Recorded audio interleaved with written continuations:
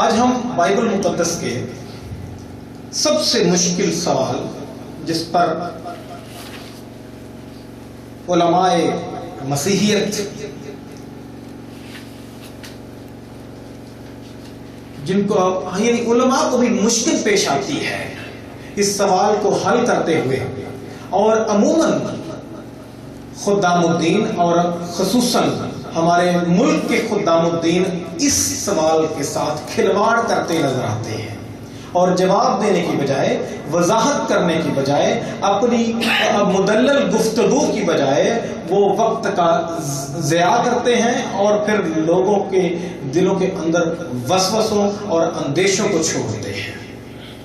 اس لیے آج کا یہ خصوصی لیکچر جو شاید ہم نے اپنے بقیہ جو سبجیکٹس ہیں ان کو چھوڑ کر رکھا ہے، اس لیے رکھا ہے تاکہ بائبل مقدس کی جو سنجیدہ قارئین ہیں ان کو اس کا پتہ ہو۔ ہم آج بائبل مقدس کی پہلی کتاب، پیدائش کی کتاب، جس کو کیتھولک ترجمہ تکوین لکھتا ہے، جس کو انگریزی میں جینیسس لکھتے ہیں، جو یونانی زبان کے لفظ گنیسیوس سے آیا ہے، جس کو عبرانی میں بارشیت لکھتے ہیں، اس کے متعلق۔ اور میں کبھی کبھی بیان کرتا ہوں اس بات کو کہ پیدائش کی کتاب کا جو اردو عنوان ہے، یعنی اردو ٹائٹل ہے پیدائش، یہ انتہائی کمزور ہے، کیونکہ پیدائش لفظ یہاں پہ نہیں ہونا چاہیے بلکہ تخلیقات ہونا چاہیے۔ Created, God created everything. So اس کتاب کا اردو میں سب سے کمزور نام ہے، اس کو تخلیقات، جیسے جینیسس لفظ یونانی سے آتا ہے، گنیسیوس سے، اور گنیسیوس باقاعدہ طور پر تخلیقات کو پیش کرتا ہے، اور جو کیتھولک ترجمہ وہ جب تکوین لکھتا ہے تو تکوین جو ہے وہ عربی زبان کے لفظ جو خدا کہتا ہے ہو جا، یعنی کن فی کون، ہو جا، اسی سے وہ آیا ہے، کن سے تکوین آیا ہے، جو اس بات کو کلیئر کرتا ہے کہ وہ کریشن کا عمل ہے، تخلیق کا عمل ہے جو آگے چل رہا ہے۔ لیکن گو کہ یہاں پہ عنوان شاید اتنا اچھا طاقتور نہیں ہے، لیکن بنیادی طور پہ اس کتاب کے اندر درست باتیں مرقوم ہیں جو تخلیق کے متعلق ہیں۔ اور آج ہم اسی میں سے چھٹے باب کے اندر ہم جائیں گے، اور چھٹے باب کی پہلی 7 آیات کو، آیات کریمہ کو ہم خصوصاً اپنے سامنے رکھیں گے، اور مجموعی طور پر ہمیں بہت سے دیگر حوالہ جات کو بھی اپنے سامنے رکھنا ہوگا تاکہ ہم اس کو بہتر طور پر سمجھ سکیں۔ پیدائش کی کتاب کے 3 باب کی 15ویں آیت میں ہے، خدا نے کہا، اور میں تیرے اور عورت کے درمیان اور تیری نسل اور عورت کی نسل کے درمیان عداوت ڈالوں گا، وہ تیرے سر کو کچلے گا اور تو اس کی ایڑی پر کاٹے گا۔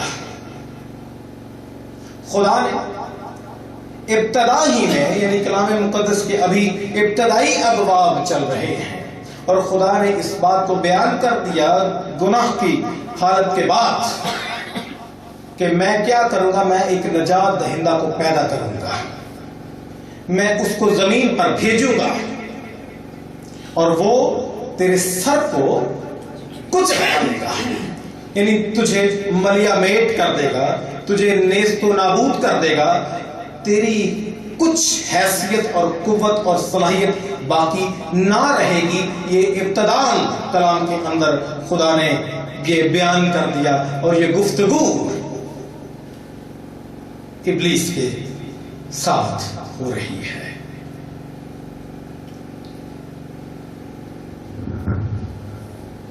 ابلیس کا جو مقصد تھا وہ شروع ہوا، آگے بڑھنا شروع ہوا۔ اس کا پھر مقصد یہ بن گیا کہ وہ جتنا ہو سکتا ہے انسان کو اپنے کنٹرول میں کر لے، جتنے زیادہ انسانوں کو بہلا پھسلا کر اپنی طرف کر سکتا ہے उतना ही वो कर ले। और उसने इस काम के लिए सबसे पहला शिकार आदम और हव्वा के बाद, यानी दूसरा, लेकिन उस सजा याफ्ता होने के बाद, जब सजा सुनाई गई है कि तेरा सर कुचलेगा, उसके बाद उसका पहला शिकार जो था वो कौन था? काइन था। सबसे पहला शिकार उसने काइन को बनाया। उसने काइन को पकड़ा और उसने हाबिल के कत्ल के लिए उसको उकसाया। जमीन पर उसने इंसानी खून बहाने के लिए एक शख्स को अपने कंट्रोल में करने के लिए उसे उकसाया, कंट्रोल में कर लिया। उसे उकसाया कि तू जब वो तैश में आएगा, जब वो हकारत में आएगा, जब वो हसद की हालत में होगा, तो वो जब वो कीना अपने दिल में रखेगा तो वो अपने ही भाई को कत्ल करेगा।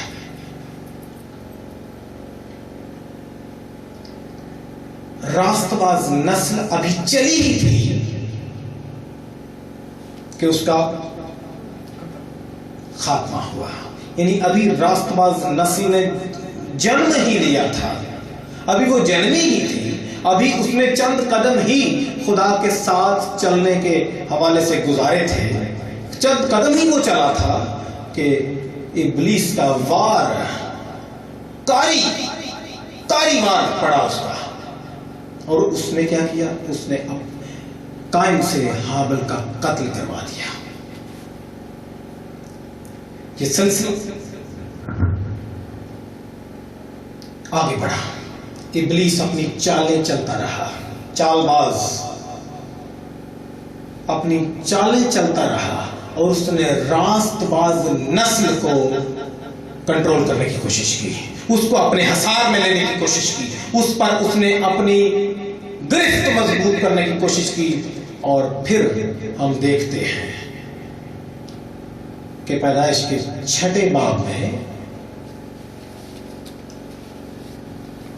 खुदा के बेटों का जिक्र है।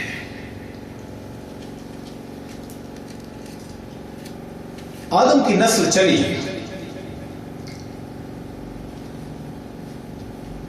आदम की नस्ल चली तो आदम की नस्ल 2 तरह से आगे बढ़ी। एक चली तो वो हाबिल पे खत्म हो गई। दूसरा बेटा जो कातिल है वो काइन है, उससे चली, और काइन से चलते चलते वो जब आगे बढ़ रही है, गुनाह आलूदा सृष्टि जब आगे बढ़ रही है, तो 7वीं पुश्त में जाकर, चौथे बाब में हम इसको देखना शुरू करेंगे। मैं 6ठे बाब में अभी पहुंच जाऊंगा 5-7 मिनट के बाद, लेकिन क्योंकि इसकी तमहीद जरूरी है ताकि समझ आ सके सारी बात। काइन की नस्ल जब आगे बढ़ी, यानी काइन कातिल की नस्ल जब आगे बढ़ी, काइन खूनखार की जब नस्ल आगे बढ़ी, तो वो लम्क यानी जो उसकी नस्ल में 7वें नंबर पर है उस तक पहुंची। तो लम्क बाइबल मुकद्दस में वो पहला शख्स है जिसने 2 बीवियां की। 7वीं पुश्त तक पहुंचते पहुंचते गुनाह अपने उरूज को पहुंच गया, यानी गुनाह आलूदा नस्ल बढ़ रही है। और 7वीं पुश्त में जाकर ये पहला शख्स है जिसने 2 बीवियां की हैं, यानी उस कानून को तोड़ा है। और मैं इस बात को फिर से बयान कर दूं, मैं एक बार पहले कर चुका हूं कि पोलिगमी का जो कंसेप्ट है, पोलिगमी का तस्वुर कि एक मर्द की ज्यादा शादियां हों, ये गुनाह आलूदा नस्ल से आया है। ये तस्वुर यहां से आया है, इसलिए ये खुदा का नहीं है, ये गुनाह से आया है। जो एक मर्द एक से ज्यादा शादियां करता है उसको पोलिगमी कहते हैं टेक्निकल लैंग्वेज में, और जो एक औरत एक से ज्यादा शादियां करती है कि वक्त में उसको पोलीगैंड्री कहते हैं। मैं लिख बहुत कुछ नहीं रहा इसलिए कि वक्त का मैं जो बहुत मुनासिब होगा उसको जरूर लिखूंगा। इस शख्स ने 2 बीवियां की, यानी 7वीं पुश्त में जाकर, आदम से शुरू करके 7वीं पुश्त में जाकर लम्क आता है, और इसकी 2 बीवियां हैं, अदा और जिल्ला। और यही वो शख्स है जिसने अपने ग्रैंड फादर यानी अजीम दादा काइन की तालीम को आगे परवान चढ़ाया है और इसी शख्स ने 2 कत्ल भी किए हैं। इसी शख्स ने पहली मर्तबा जमीन पर 2 बीवियां की और इसी शख्स ने पहली मर्तबा 2 खून भी किए, यानी अपने दादा की गुनाह को उसने ज़र्ब दी है। चौथे बाब की अगर आप 19वीं आयत से शुरू कर लें और यहां पे लिखा है, और लम्क 2 औरतें ब्याह लाया, एक का नाम अदा और दूसरी का नाम जिल्ला था। और अदा के याबल पैदा हुआ, वो उनका बाप था जो खैमों में रहते और जानवर पालते हैं। और उसके भाई का नाम यूबल था, वो बीन और बांसुरी बजाने वालों का बाप था। और जिला के भी तोबल काइन पैदा हुआ, जो पीतल और लोहे के सब हथियारों का बनाने वाला था। और नेमा तोबल काइन की बहन थी। और लम्क ने अपनी बीवियों से कहा कि ए अदा और जिल्ला, मेरी बात सुनो। ए लम्क की बीवियों, मेरे सुखन पर कान लगाओ। मैंने एक मर्द को जिसने मुझे जख्मी किया मार डाला। मैंने एक मर्द को जिसने मुझे जख्मी किया मार डाला, और एक जवान को जिसने मेरे चोट लगाई कत्ल कर डाला।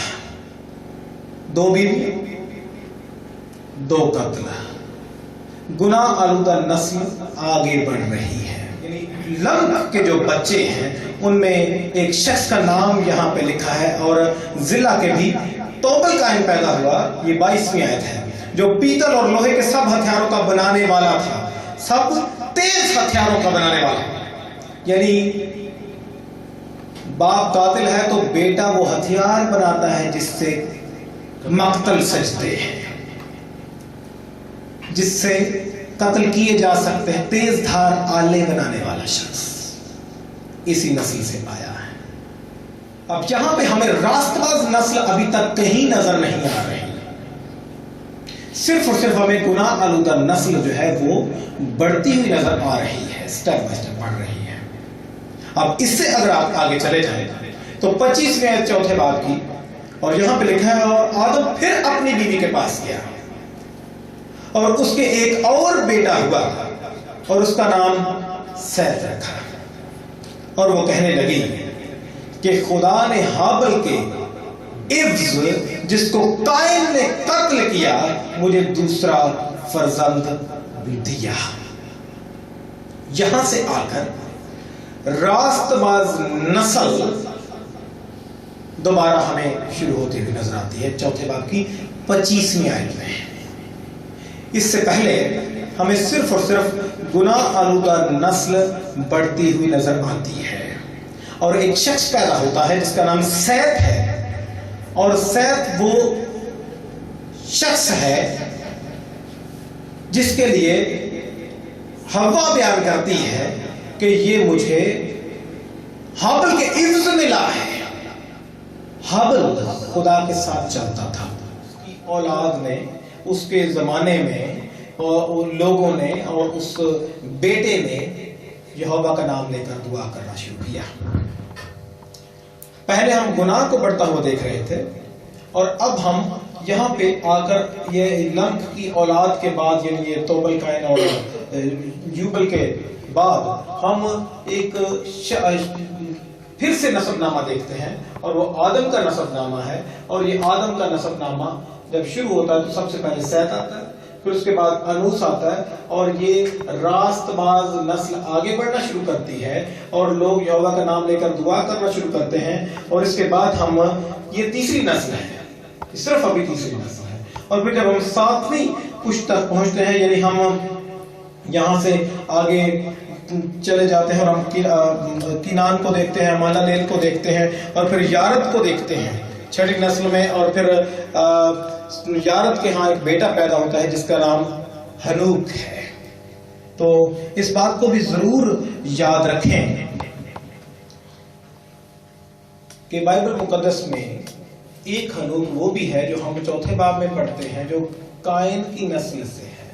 लिहाजा जब भी बात करें तो हनूक वलद यारद की बात करें तो फिर समझ आएगी, ये ना हो कि वो कोई दूसरा हनूक भी समझ ले, जो यहाँ पे लिखा हुआ है चौथे बाब की 17वीं आयत में, आयत नंबर 17 में।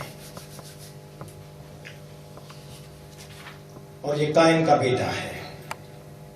قائن کا بیٹا ہنوک ہے. تو ہنوک ولد قائن ہے یا ہنوک ولد یارد ہے, یہ نوٹ رکھنا پڑے گا تاکہ پتہ چل جائے کہ یعنی ہنوک کون سا والا ہے. ورنہ ہم ایک ہی ہنوک کو زیادہ بیان کرتے ہیں, دوسرے ہنوک کی ہم بات نہیں کرتے جلدی, حالانکہ وہ ایک ہی صفحے پہ دونوں ہنوک جو ہے وہ لکھے ہوئے ہیں. اب یہ راست باز نسل جب آگے بڑھتی ہے تو یہ 7ویں پشت تک, تیسری پشت میں لوگ خدا یہوہ کا نام لے کر دعا کرنا شروع کرتے ہیں, اور 7ویں پشت یعنی ہنوک تک جب نسل پہنچتی ہے تو یہ راست بازی کا عروج نظر آتا ہے کہ ایک شخص ہے, وہ اس کا نام ہنوک ہے, اور وہ خدا کے ساتھ ساتھ چلتا رہا اور خدا اس کے ساتھ ساتھ چلتا رہا, اور آخر کیا ہوا, پہلے وہ ساتھ ساتھ چلتا رہا اور خدا اس کے ساتھ ساتھ چلتا رہا, اور آخر کار خدا نے اسے اپنی گود میں اٹھا لیا. اگر یوں کہیں تو پھر زیادہ اس کا لطف آ سکتا ہے کہ جب بچہ باپ کے ساتھ ساتھ چلتا رہتا ہے تو باپ کو اتنا پیار پھر آتا ہے کہ یار لگاتار میرے ساتھ چلو, پھر وہ اپنی اس کو گود میں اٹھا لیتا ہے. ٹھیک ہے, تو یہ راست بازی اپنے عروج کو پہنچی ہے 7ویں پشت میں. ہم گناہ کو پہلے دیکھ رہے تھے کہ وہ اپنے عروج پہ پہنچا ہے 7ویں پشت میں, جب لمک نے 2 بیویاں کی اور 2 قتل بھی اس نے کیے.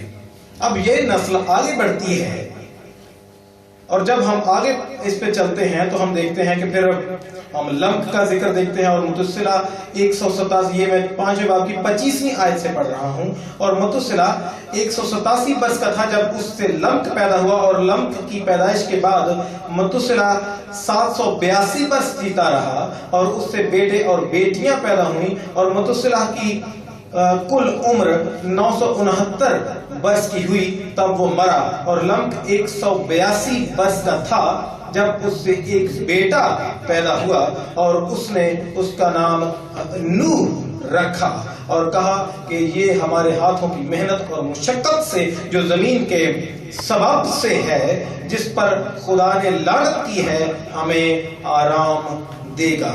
اور نوح کی پیدائش کے بعد لمک 595 برس جیتا رہا, اور اس سے بیٹے اور بیٹیاں پیدا ہوئیں, اور لمک کی کل عمر 777 برس کی ہوئی تب وہ مرا. 7ویں پشت سے کام آگے بڑھا, یہ یہاں پہ ہم 10ویں پشت پہ پہنچ جائیں گے.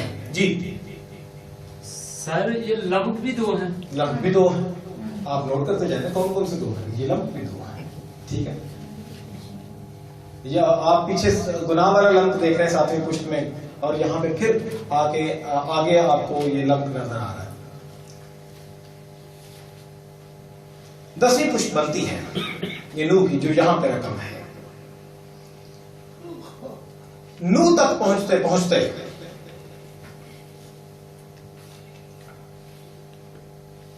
نسل بڑھ گئی ہے, لوگ بڑھ گئے ہیں, بیٹے اور بیٹیاں پیدا ہو رہے ہیں. ابلیس تنگ ہے, بہت تنگ ہے, کیونکہ اس کا جو پہلا وار تھا وہ قائن کے ذریعے سے اس نے کیا, اور اس نے حابل کو ختم کر دیا. اب راست باز نسل دوبارہ آگے بڑھ رہی ہے. اب اس کا وار کسی ایک شخص پر نہیں بلکہ اجتماعی حملہ ہے. وہ پوری نسل کو اپنے سامنے رکھے ہوئے ہے, وہ پوری یعنی جو راست باز نسل ہے اس کو اپنے سامنے رکھتا ہے. اور نوح 500 برس کا تھا جب اس سے سم, حام اور یافت پیدا ہوئے. اتنی لمبی چوڑی نسل, یعنی 7ویں پشت تک درست کام نظر آ رہا ہے, لیکن 7ویں پشت کے بعد نوح تک پہنچتے پہنچتے خدا کے پاس صرف ایک ہی شخص بچا ہے جو راست باز ہے. 7ویں پشت تک خدا نے کچھ نہیں کہا, کیونکہ اس کو پتا چل رہا ہے کہ درست کام ہو رہا ہے. لیکن یہاں پہ نوح تک پہنچتے پہنچتے چند نسلوں کے دور کے اندر ہی, چند نسلوں کے اندر ہی حالت ایسی ہوئی ہے کہ صرف ایک شخص اس کی مرضی کے مطابق چل رہا ہے. سوال ہو تو آپ مجھے روک سکتے ہیں درمیان میں, کوئی ٹینشن نہیں ہے, کیونکہ اس کے لیے سوال بہت سارے آنے چاہیے. سر نوح تک کتنی پشتیں ہوئی؟ نو تک یہ 10ویں گننے کی بھی کوشش کریں نا، ساتھ ساتھ تھوڑا تھوڑا آپ بھی محنت کریں کہ یہ ہنوک کے بعد کون آیا ہے. اور متوسلہ 187 برس کا تھا جب اسے لمک پیدا ہوا، اور لمک کی پیدائش کے بعد متوسلہ 100 یہ میرے خیال میں 10ویں بنتی ہے، آپ چیک کر لیں جا کے، ٹھیک ہے. یہ نو تک 10ویں بنتی ہے، لیکن اس میں ہمارا مقصد وہ نسل تک پہنچنا ہے. اصل کام جب میں نسب نامہ پڑھا رہا تھا تو پھر وہ سارے کا سارا نسب نامہ ہی چل رہا ہوتا ہے، اور پھر وہ 40-50 پشتیں ہم ویسے ہی اس کو کور کرتے ہیں، لیکن بلکہ 77 پشتیں جو لوکا میں بیان کی گئی ہیں ان کو بھی کور کرتے ہیں، اور جو 42 متی میں ہیں وہ بھی کور ہو جاتی ہے. لیکن یہاں پہ مقصد یہ ہے کہ چند نسلیں گزری ہیں، چند پشتیں گزری ہیں نو تک پہنچتے پہنچتے، اور صرف کتنے لوگ بچے ہیں خدا کی مرضی کے مطابق. 7ویں پشت میں عروج تھا، بندہ زندہ اٹھا لیا گیا، لیکن آگے چل کے کیا ہوا؟ گناہ نے کہیں نہ تو کہیں تو ڈیرا ڈالا ہے، اور کیا ہوا؟ ایک بچہ جو ابلیس کے شکنجے میں نہیں آیا. اس کا مطلب باقی سب کو ابلیس نے گھیرا، ان کو ابلیس نے گھیر لیا. ایک شخص بچتا ہے. اب آپ اس سبجیکٹ کو جو 6 باب کی پہلی 7 آیات میں رقم ہے، اس کو اکیلا کر کے نہیں پڑھ سکتے، کیونکہ بائبل مقدس میں کوئی ایسی چیز نہیں ہے جس کا سیاق و سباق نہیں ہے. اکثر لوگ سمجھتے ہیں، اب جہاں پہ آپ کچھ کنٹرڈکشن سمجھیں آپ مجھے روک سکتے ہیں اور اس کو پھر ڈسکس کریں گے. اکثر لوگ سمجھتے ہیں کہ اس حصے کا پچھلے سارے جو گزرے ہیں 5 ابواب ان کے ساتھ کوئی تال میل نہیں بنتا، لیکن اس سارے کا تال میل در حقیقت پیچھے ہی بنتا ہے. اس کو علیحدہ کر کے آپ نہیں پڑھ سکتے، اور بائبل مقدس کے کسی بھی حصے کو آپ علیحدہ ایک آیت کو پڑھ کے نافذ نہیں کر سکتے، اس کو سمجھ نہیں سکتے جب تک آپ سیاق و سباق سے واقف نہ ہو. ہر ٹیکسٹ کا کنٹیکسٹ پتہ ہونا چاہیے، تو پھر جا کے درست بات معلوم ہوتی ہے. یہ کیا ہوا ہے کہ خدا یہ جو ہم پیچھے پڑھ رہے ہیں نا، نو تک آگے آتے ہیں، یہ سارا اس کا جو ہے وہ سیاق و سباق ہے کہ سارا کچھ لکھا ہے کہ گناہ بڑھ رہا ہے، پھر راست باز نسل بڑھ رہی ہے، اور پھر یہاں پہ لکھا ہے کہ جب نو تک پہنچے تو صرف ایک شخص بچا جو اس کی مرضی کے مطابق چلتا ہے، اور زیادہ لوگ نہیں ہیں. یہ سارا سیاق و سباق. اور اس کے فوراً بعد یہاں پہ لکھا ہے جب روئے زمین پر آدمی بڑھنے لگے اور ان کے بیٹیاں پیدا ہوئیں تو خدا کے بیٹوں نے آدمی کی بیٹیوں کو دیکھا کہ وہ خوبصورت ہیں، اور جن کو انہوں نے چنا ان سے بیاہ کر لیا. کیا اس کا پچھلے حصے کے ساتھ کوئی تعلق نہیں ہے جو پیچھے سے چل کر آ رہا ہے، یا ہے؟ وہ ساری میں اتنی دیر جو 20-25 منٹ میں نے اس بات پہ آدھا گھنٹہ صرف کیا ہے، وہ صرف اس بات کے لیے صرف کیا ہے کہ اس کو علیحدہ کر کے نہیں پڑھ سکتے، ہمیں پیچھے سے نسلوں کو شروع کرنا پڑے گا اور یہاں تک آنا پڑے گا. اگر آپ اس کو علیحدہ کر دیں گے تو پھر کام خراب ہو جائے گا. علماء اس حوالے پر آ کر اس متن کے یعنی بائبل کے اس حصے پر پہنچ کر علماء تقسیم ہو جاتے ہیں، مختلف آراء آتی ہیں، لوگوں کا انڈرسٹینڈ کرنا جو ہے وہ مختلف قسم کا ہے. ہر ایک کی سمجھ جو ہے، ہر ایک عالم دین کی جو سمجھ ہے وہ مختلف ہے. اور میں ایسی مختلف آراء کو جانتے ہوئے کم از کم 16 مختلف آراء کو پیش کرنے کی جسارت کر سکتا ہوں، لیکن میں ایسا نہیں کروں گا کیونکہ 16 مختلف آراء کو پیش کرنے کے لیے انتہائی کثیر وقت درکار ہے. اس سے پیشتر کہ میں 2 بہترین آراء کو پیش کروں، میں چاہتا ہوں کہ آپ کچھ اس کے متعلق بیان کریں کہ کیا آپ کے یعنی سمجھ میں آتا ہے کہ وہ کون ہیں جو خدا کے بیٹوں نے آدمی کی بیٹیوں کے ساتھ شادیاں کی. کیا اس کے متعلق آپ نے کبھی سنا ہے کیا اس کے متعلق کبھی یہ کسی کو آپ کو کوئی رائے دی ہے، کچھ اپنی سمجھ کے مطابق کسی نے کچھ بیان کیا ہے، یا آپ نے خود اس کو سمجھنے کی جسارت کی ہے؟ آپ میرے ساتھ بانٹ سکتے ہیں. سر راست باز کو ہی خدا کے بیٹے کہہ سکتے ہیں؟ راست باز کو ہی خدا کا بیٹا کہہ سکتے ہیں. ٹھیک ہے، رائے آنی چاہیے، سمجھ آنی چاہیے کچھ نہ کچھ. کیونکہ سر ایوب میں بھی لکھا ہے اور خدا کے بیٹے خدا کے حضور جمع ہوئے. 1:6 کی بات کر رہے ہیں، 2:1 کی بات کر رہے ہیں. بالکل سر. ٹھیک ہے، دونوں مقامات. اچھا، اور ایوب 1:6 کو بھی اپنے سامنے رکھ لیں، ایوب دوسرا باب اس کی پہلی آیت کو بھی سامنے رکھ لیں. آپ ان دونوں میں خدا کے بیٹوں کا ذکر دیکھ سکتے ہیں. ٹھیک، بلکہ 38:7 بھی اپنے سامنے رکھیں. ایوب 38:7 38:7 تین حوالے ایوب کی کتاب سے. سر یہ بھی سنا تھا کہ یہ فرشتہ کو کہا گیا. یہ بھی سنا تھا کہ آپ نے خدا کے بیٹے مختلف رائے سنی ہے، اچھا کیا ہے کہ فرشتوں کو کہا گیا ہے. جی، اور میں نے بھی سنا تھا. جی کیا سنا؟ یہ راست باز لوگوں کو راست باز لوگوں کو کہا گیا ہے خدا کے بیٹے. اب مختلف رائے ہیں، میں ابھی اس پہ بات کرتے ہیں، اور میں چاہوں گا کہ آپ کی اس میں جو ڈسکشن ہے نا، آپ کا جو شامل ہونا ہے اس سارے میں، یہ لیکچر بھی ہوگا لیکن اس کے ساتھ یہ ڈسکشن پر بیس کرے گا کہ آپ کو وہ اس جگہ تک میں پہنچانے کی کوشش کروں اور کچھ آپ کوشش کر کے پہنچ جائیں کہ در حقیقت ہم کیا چاہتے ہیں، اس میں سے سیکھنا کیا چاہتے ہیں. میں مختلف دلائل دوں گا اور آپ اس تک پہنچنے کی کوشش کریں گے، اور میں بھی پہنچنے کو، میں خیر اپنے طور پر میں کنونس ہوں جو کچھ میں نے سیکھا ہے، لیکن میں آپ کے لیے اس کو بیان کروں گا. جی پروفیسر، آپ کی اس میں رائے شامل کرتے ہیں.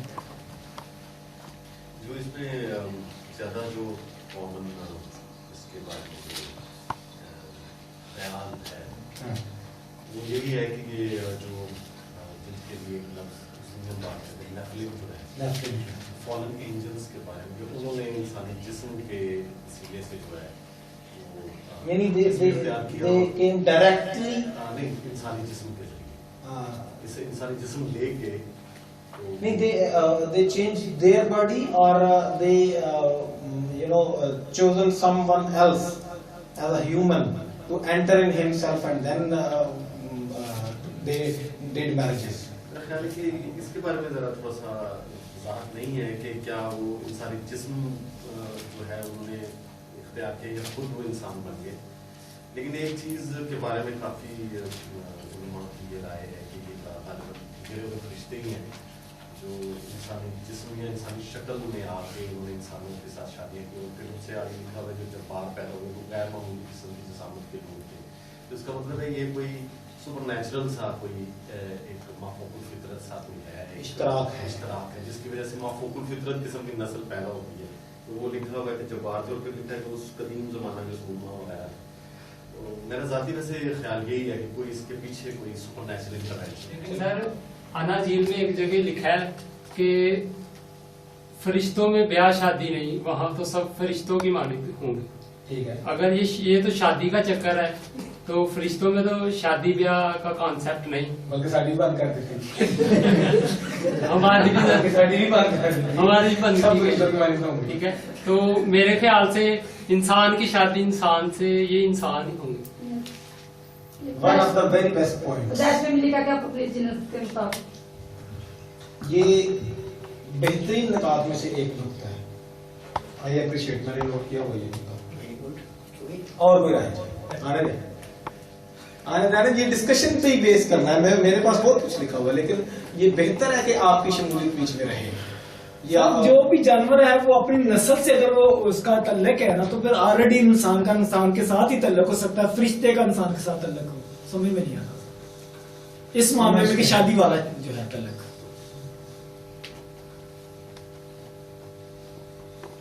علماء دو حصوں میں عموماً یعنی عام طور پہ جو بات سننے میں آتی ہے اور پڑھنے میں آتی ہے، سننے میں کام آتی ہے، میرے سننے میں کام آتی ہے، میرے پڑھنے میں زیادہ آتی ہے. کیونکہ میں سنائی باتوں پہ یقین کم کرتا ہوں، اور پڑھنے پہ اور دلائل کے ساتھ وہ جو ہے پھر زیادہ اس پہ اتھینٹسٹی آ جاتی ہے. دو زیادہ جو ہے وہ آرا مشہور ہیں. نمبر ایک تو یہ کہ بعض علماء کا خیال ہے کہ خدا کے بیٹے یہاں پر گنہگار فرشتوں کو کہا گیا ہے، فالن اینجلز، جو اوپر سے گرے ان کو کہا گیا ہے. اور دوسری رائے یہ ہے کہ بعض علماء کا خیال ہے کہ یہ جو خدا کے بیٹے ہیں یہ راست باز نسل یعنی سیت کی نسل ہے. ٹھیک ہے، یہ دو بنیادی طور پر دو قسم کی رائے لوگ رکھتے ہیں. نمبر ایک کہ یہ گنہگار فرشتے ہیں، اور نمبر دو یہ کہ یہ سیت کی نسل کے بارے میں لکھا ہوا ہے. فرشتے آدمیوں کی صورت میں ظاہر ہوتے رہے ہیں. فرشتے آدمیوں کے روپ میں ظاہر ہوتے رہے ہیں. پیدائش کی کتاب اس کا 18واں باب، جب ہم ابراہم کا واقعہ پڑھتے ہیں اور اس کے ہاں کتنے مہمان آتے ہیں؟ 3 مہمان آتے ہیں، اور بعد میں اس کو جا کر پتہ چلتا، آگے چل کر آپ پڑھتے جائیں گے تو پھر آپ کو پتہ چلے گا، اور جو لوگ پڑھتے ہیں ان کو زیادہ ہی پہلے سے پتہ ہوگا کہ بعد میں اس کو پتہ چلتا ہے کہ وہ کون تھے؟ فرشتے تھے. تو وہ کس روپ میں آئے تھے؟ انسانی روپ میں آئے تھے. 2 اشخاص لوط کے ہاں بھی گئے تھے. لوط کے ہاں بھی 2 گئے تھے. وہ کون تھے؟ وہ بھی یعنی گئے کس روپ میں تھے؟ انسان کے روپ میں گئے تھے. ٹھیک ہے. منوہا دی بیوی نو جڑا آیا سی فرشتہ انسانی شکل سی. منوہا کی بیوی کے پاس بھی ایک فرشتہ آیا تھا انسانی شکل میں.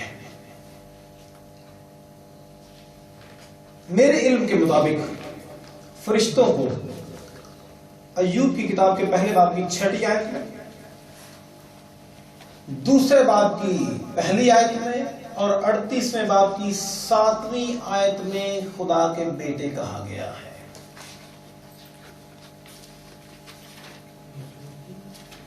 ایوب پہلا باب 6 آیت، دوسرا باب 1 آیت، اور 38واں باب 7ویں آیت. زبور کی کتاب اس کی آیت اس کا 89 زبور 89 اس کی 6 آیت. اس کو کوئی شخص اگر پڑھ دے زبور 89 کی 6 آیت میں بھی فرشتوں کو، فرشتگان کو خدا کے بیٹوں کی صورت میں پیش کیا گیا ہے، لکھا گیا ہے. کیونکہ افلاک پر خداوند کا نظیر کون ہے؟ فرشتگان میں کون خداوند کی مانند ہے؟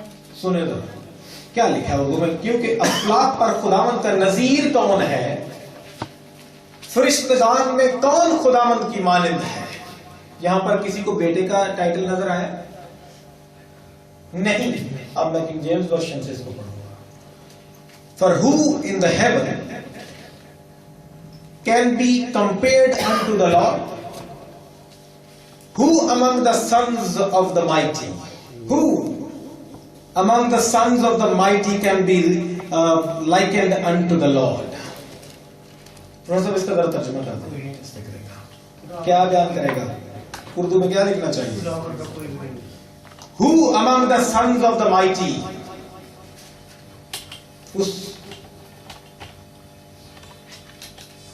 Who among the sons of the mighty یعنی اس کے بیٹوں میں سے اس مقوی کے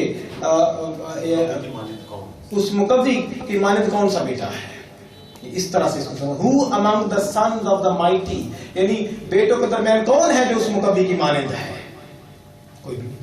مقوی کے بیٹوں کی مانند کوئی بھی نہیں. Who among the sons of the mighty can be likened unto the Lord? یہاں پہ بھی فرشتوں کو خدا کا بیٹا کہا گیا ہے کنگ جیمز ورشن کے اندر، اور بہت سے دیگر تراجم کے اندر، لیکن بنیادی طور پر کنگ جیمز کو پڑھتے ہیں جی. یہ بالکل یہ غلط نہیں، یہ بالکل ہی غلط ہے، اور اسی لیے ہم کہتے ہیں کہ ترجمہ الہامی نہیں ہوتا، بلکہ ترجمہ ایک زبان سے دوسری زبان میں کیا جاتا ہے. الہام کے لیے وہ ہوتا ہے کہ جہاں پہ کچھ نہیں ہے وہاں پہ خدا کچھ لکھواتا ہے، اور پھر وہ کام خراب ہوتا ہے. الہام جزوی نہیں ہوتا بلکہ کلی ہوتا ہے، کہ وہ کلی طور پر الہام ہوتا ہے. میرے نالج کے مطابق ان 4 آیات میں کم از کم ان 4 آیات میں، دیگر حوالہ جات اگر آپ کو مل جائے تو آپ پڑھیں، لیکن کم از کم ان 4 حوالہ جات میں براہ راست خدا کے بیٹے فرشتوں کو کہا گیا ہے. مسیح کی آمد اول سے پہلے، یعنی اس کی جسمانی پیدائش سے پہلے، اس کے زمین پر پہلی مرتبہ آنے سے پہلے کی بات کر رہے ہیں. اس سے پہلے کے جو علماء ہیں، اس سے آمد اول سے پہلے کے جو علماء ہیں ان کے مطابق یہ گرے ہوئے فرشتے ہی ہیں. دھیان سے سن لیں، میں کہتا ہوں میں آج کی بات نہیں کر رہا. نئے عہد نامے سے پہلے کہ بیشتر علماء، یعنی 99% علماء جو ہیں، 99% علماء جو ہیں، وہ اس کو گرے ہوئے فرشتے ہی سمجھتے رہے ہیں. لیکن اس وقت تک یسوع مسیح ابھی نہیں آیا تھا. لیکچر بڑا سیریس ہے، بے شک آپ کو تھوڑا زور لگا کے سمجھنا پڑے، اس لیے بار بار کچھ کسی بات کو بیان کر رہا ہوں تاکہ ہم کوئی پوائنٹ مس نہ کر دیں کہ درحقیقت ہمیں کہاں سے گزرنا تھا. یسوع مسیح کی آمد اول سے بہت پہلے، یعنی اس سے پہلے تک لوگوں کا خیال تھا کہ یہ گرے ہوئے فرشتے ہیں. لیکن یسوع مسیح کی آمد اول کے بعد لوگوں کی رائے تقسیم ہونا شروع ہو گئی، یعنی ایک ہی رائے سے لوگ زیادہ آرام میں جانا شروع ہو گئے. وہ لوگ جو خدا کے بیٹوں کو راست باز نسل کے لوگ سمجھتے ہیں، وہ مختلف دلائل دیتے ہیں. جو یہ سمجھتے ہیں کہ یہ راست باز نسل کے لوگ ہیں، یہ جو خدا کے بیٹے جن کو کہا گیا ہے، وہ کہتے ہیں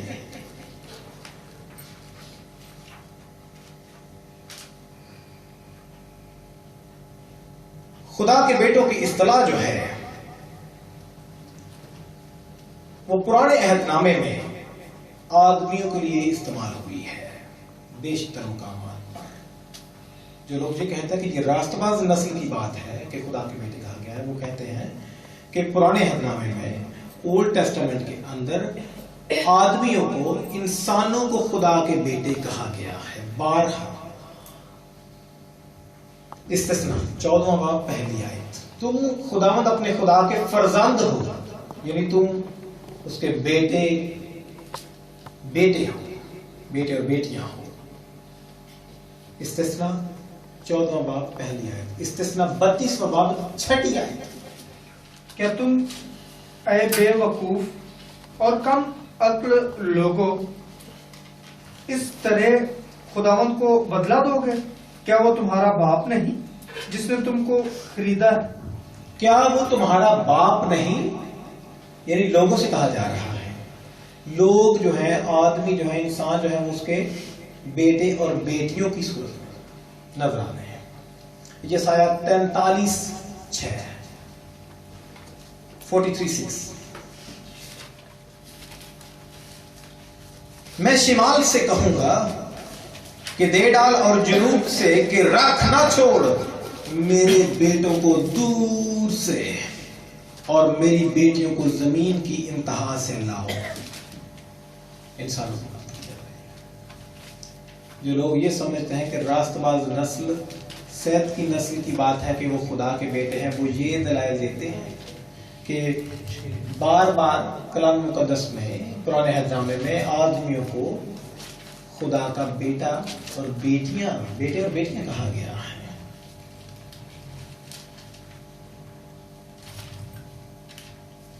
طوفان نوح سے پہلے نسل انسانی کے متعلق خدا کا جو سب سے زیادہ دیگر ہمارا جات بھی ہے چاند کو میں نوٹ کروا رہا ہوں تاکہ بات آگے بڑھ سکے. طوفان نوح سے پہلے خدا کا جو مایوس ترین بیان ہے نسل انسانی کے حوالے سے وہ یہیں پہ رقم ہے. پیدائش کی 5ویں آیت میں زمین پر انسان کی بدی بہت بڑھ گئی. خدا کا مایوس ترین بیان ہے انسان کے لیے کہ زمین پر انسان کی بدی بہت بڑھ گئی. اور کسی کی بات نہیں کر رہا. کس کی بات کر رہا ہے؟ انسان کی بدی بڑھ گئی ہے. پھر اسی حوالے کو لے کر آگے بڑھتے ہیں اور چھٹے باب کی 11ویں سے 13ویں آیت میں مایوس کن بیان نظر آتا ہے. پر زمین خدا کے آگے ناراض ہو گئی تھی اور وہ ظلم سے بھری تھی. اور خدا نے زمین پر نظر کی اور دیکھا کہ وہ ناراض ہو گئی ہے کیونکہ ہر بشر نے زمین پر اپنا طریقہ بگاڑ لیا تھا. کتنے بشر نے؟ ہر بشر نے، خواہ وہ قائم کی نسل سے تھے یا پھر وہ سید کی نسل سے تھے. ہر بشر نے، کیونکہ ایک ہی شخص بچا ہے جو خدا کی مرضی کے مطابق ہے، جس کا ذکر ہم چھٹے باب ہی کے اندر اس کی 9ویں آیت میں دیکھتے ہیں کہ نوح کا نسل نامہ یہ ہے. نوح مرد راست باز اور اپنے زمانے کے لوگوں میں بے عیب تھا اور نوح خدا کے ساتھ ساتھ چلتا رہا.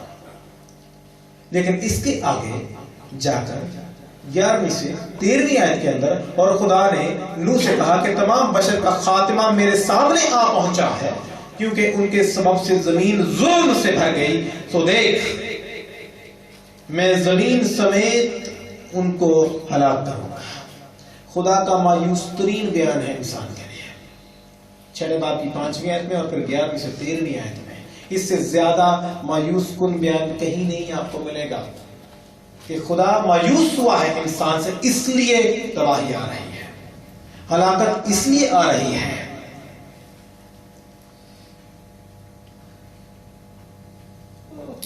ایک شخص ہے. کیا آج کیسے حالات ہیں؟ چلیں آگے بڑھنے سے پہلے میں ایک چیز پوچھ لوں آپ سے. آج کیسے حالات ہیں؟ یہ سارا کچھ ابھی آ رہا ہے، نفلیم کون ہے، یہ سارا کچھ ابھی شروع بھی نہیں ہوا میرے حساب سے. آج کیسا دور چل رہا ہے؟ کیوں بڑھ رہی ہے؟ سیریل میں سارا آگے بڑھ ہی جاتا ہے. ایک بار پھر نوح کے دور 2 بار آخری زمانہ آیا ہے، ایک نوح کے وقت میں اور ایک آج کے وقت میں. یہ دوسری بار ہے کہ میعاد ختم ہو رہی ہے، ہم تباہی کی طرف جا رہے ہیں. لیکن اب طوفان نہیں آئے گا، اب طوفان نہیں آئے گا، اب طوفان بھیجنے والا خود آئے گا. طوفان ہی نہ آ رہا بلکہ اب طوفان بھیجنے والا براہ راست خود آ رہا ہے. متی کی معرفت لکھا گیا خوشخبری کا خوبصورت بیان کھولیے. متی کی معرفت لکھا گیا انجیلی بیان اس کا 24واں باب. کیونکہ ہم چھٹے باب کے اندر ہیں اور کیونکہ نوح کے حوالے سے ساری باتیں ہوں گی، کیونکہ اسی باب کے حوالے سے خدا یسوع مسیح نے بھی بات کی ہے، تو ہم اس بات کو بھی ساتھ ساتھ دیکھ کر آگے چلے جائیں گے. 24واں باب اور اس کی 37ویں سے 39ویں آیت.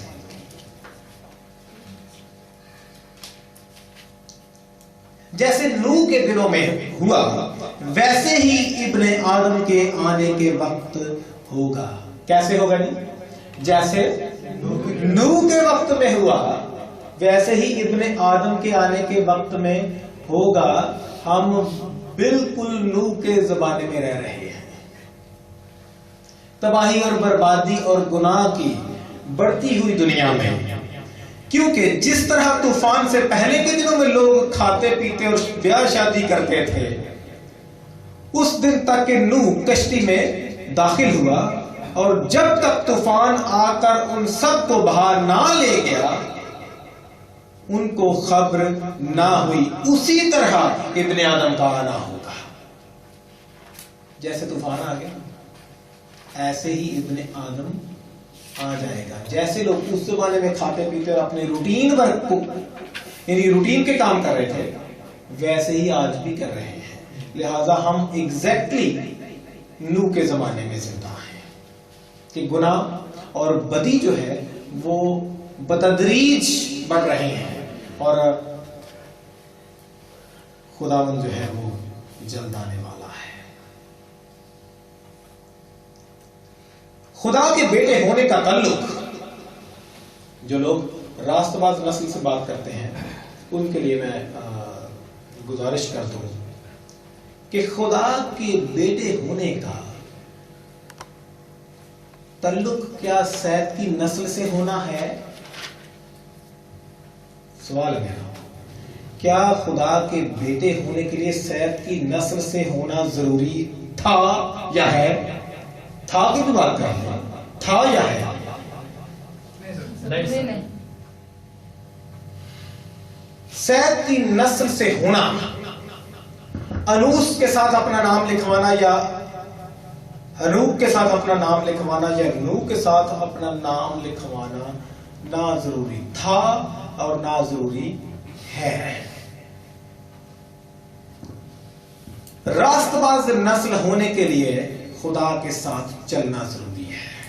اگر آپ اس کو اس بات کے ساتھ مشروط کر دیں کہ صرف سید کی نسل جو انوس ہے، پھر آگے کینان ہے، پھر محلہ لیل ہے، پھر یارد ہے اور ہنوک ہے اور پھر آگے چل کر لمت ہے اور پھر متوسلہ اور پھر یہ سارے ہم نوح تک پہنچتے ہیں، ان کی فہرست میں ہونا خدا کی نسل سے ہونے کے ساتھ تعلق رکھنے کے لیے ضروری نہیں ہے. کیونکہ وہی خون قائن کی نسل، قائن کے بدن کے اندر وہی خون سید اور انوس کے اندر، وہی آدم اور حوا قائن کو جنم دیتے ہیں اور وہی آدم اور حوا سید کو جنم دیتے ہیں، تو پھر خون کہاں سے پاک ہوا؟ خدا کے بیٹے کہلانے کے لیے خدا کے ساتھ ساتھ چلنا ضروری ہے، نہ کہ بلڈ ریلیشن، خونی رشتے کا ہونا ضروری ہے. سب سے بہترین نقطہ ہے سمجھنے کا کہ خدا کے بیٹے، خدا کو وہ آدمی پسند ہے. اگر ہم اس بات پہ آ جائیں، چلو میں اس کو بعد میں بیان کرتا ہوں، اگر ہم اس بات پہ آ جائیں کہ سید کی نسل خدا کے بیٹے ہیں، آپ کی میں بات کر رہا ہوں، اگر ہم اس پہ چلے جائیں اور بیشتر لوگوں کا خیال ہے، اگر ہم صرف اس بات پہ آ جائیں کہ سید کی نسل خدا کے بیٹے ہیں، تو قائن کی نسل اگر توبہ کر بھی لے تو وہ کبھی یہ درجہ نہیں پائے گی. لیکن اگر قائن کی نسل میں سے بہت سے لوگ خدا کی طرف آ جائیں اور آ رہے ہیں، مسلسل آ رہے ہیں، گناہ آلودہ جو ہے وہ خدا کی طرف آ رہے ہیں، تو کیا وہ خدا کے بیٹے کہلاتے ہیں یا نہیں؟ کہلاتے ہیں. لہذا خدا کا بیٹا کہلانے کے لیے کسی خاص نسل سے ہونا ضروری نہیں، کسی خاص قوم سے ہونا ضروری نہیں، بلکہ خدا کے ساتھ ساتھ چلنا ضروری ہے تاکہ ہم اس کے بیٹے اور بیٹیاں کہلائیں. اس بات کو ذہن نشین کر لیں کہ جو لوگ راست باز نسل کو، صرف میں نے کیونکہ تمہید بات رہا، میں راست باز نسل کو اس طور سے بیان کر رہا تھا، لیکن میں اس بات کو بخوبی جانتا ہوں کہ جو خدا کے ساتھ چلے گا وہ اس قابل ہو جائے گا کہ نوح اٹھا لیا گیا، وہ اس قابل ہو جائے گا کہ وہ ہوا میں اڑ کر استقبال کرنے والوں میں شامل ہوگا، کیونکہ وہ خدا کے ساتھ چل رہا ہوگا.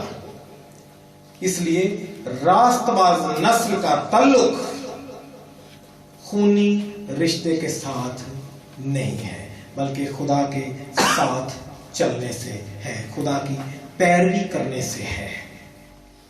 راست باز نسل تو ہمیں چوتھے باب کے آخر میں شروع ہوتی ہوئی نظر آ جاتی ہے 25ویں آیت سے. لیکن کیا وہ راست باز نسل اس لائق ٹھہری کہ وہ خدا کے بیٹے کہلاتی رہتی؟ کیوں پھر نوح کے زمانے میں خدا کو ایک بشر بھی نہیں ملا، دو ہی تو پھر قسم کے لوگ تھے، یا تو قائم کی نسل سے تھے یا سید کی نسل سے تھے، لیکن خدا کو ایک بھی نہیں ملا، ایک بھی نہیں ملا. پریشانی بن گئی ہے. خدا کے بیٹوں نے خدا کو ترک کر دیا. کیا نتیجہ نکالیں گے کہ وہ جو خدا کے بیٹے تھے انہوں نے خدا کو ترک کر دیا اور ان کی طرف رجوع لائے جن کو خدا نے مسترد کیا تھا.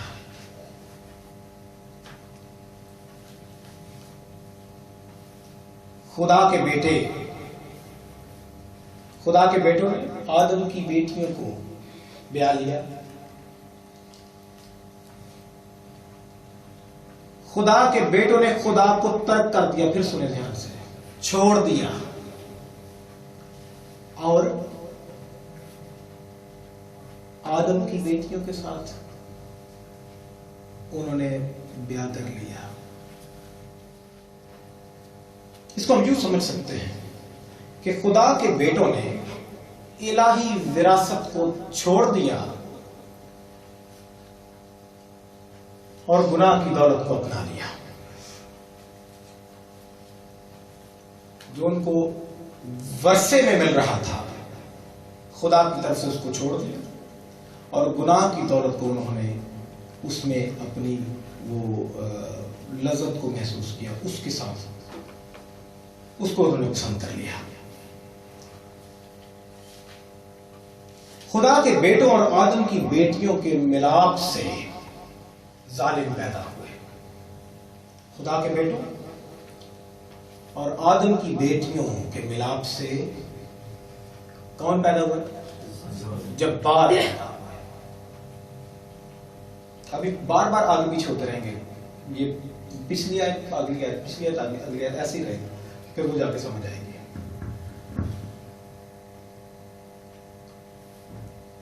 جباروں کے لیے،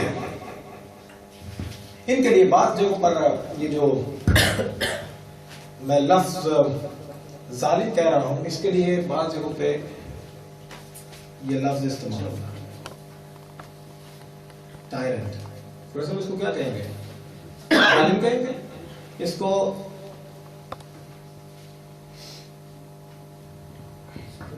ستم کر کہیں گے، ظلم ڈھانے والے کہیں گے. ٹائرنٹ ہے، جبار ہے، جابر. آدم کی بیٹیوں سے نسل کون سی بنتی ہے؟ قاتلوں کی نسل، قائم کی نسل، ہتھیار بنانے والوں کی نسل.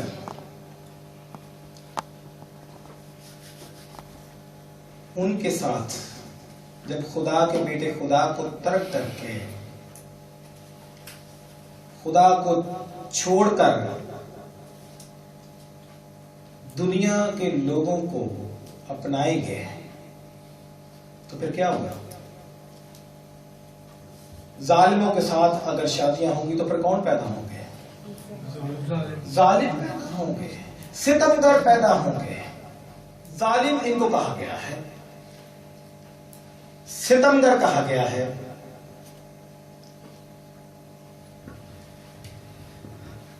ان کے لیے انگریزی زبان میں استعمال ہونے والا لفظ جو یہاں پہ ہم دیکھتے ہیں، جائنٹس.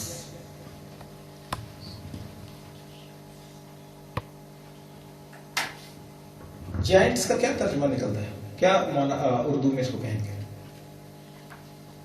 جبار کہیں گے. پھر اس کو، اس کے لیے بعض ڈکشنریز جنات کہتی ہیں. یہ جنات ہیں،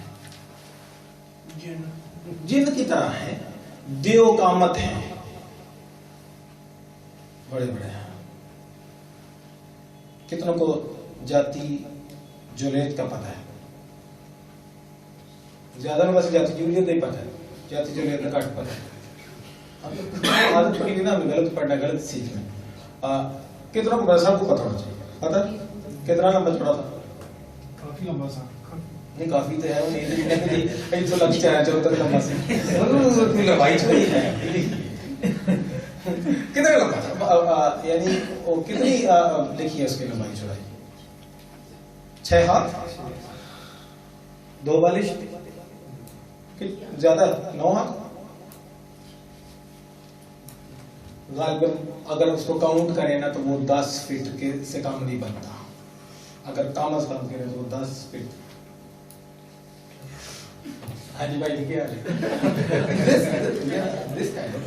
ये तकरीबन ये अगर ये 11 फीट है या 12 फीट है तो कम से कम मैं अगर 5'10" हूँ, 6 फीट से 2 इंच कम हूँ, तो मुझे पता है कि वो फिर भी वो मुझे ऐसे ही करवा दिया। तो ये है वो, हम तो महमूद साहब के साथ इजीली बात नहीं कर सकते। हाँ हम ये वो लोग हैं, ये जवान लोग। लतीफा एक छोटा सा पेश करूं ताकि माहौल थोड़ा सा ज्यादा संजीदा हो गया कि वो बड़ा लंबा आदमी था, तो उसने तरबूज लगे हुए थे जमीन पर बेचने वाले ने, तो उसने पूछ लिया कि ये अंगूर का क्या भाव है। चेंज भी हो जाता है, मतलब इतना बड़ा है समझ नहीं आती कि दवाना है कि फिर खुदा दे बेटे। चले आगे बढ़ते हैं हम अपने सबक की तरफ। तो जाइंट्स इनको अंग्रेजी में लिखा गया है, अंग्रेजी में इनको इसके लिए नेफिलिम का लफ्ज आया है।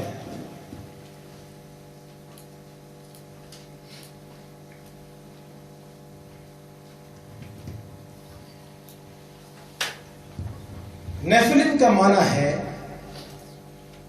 गिरा हुआ,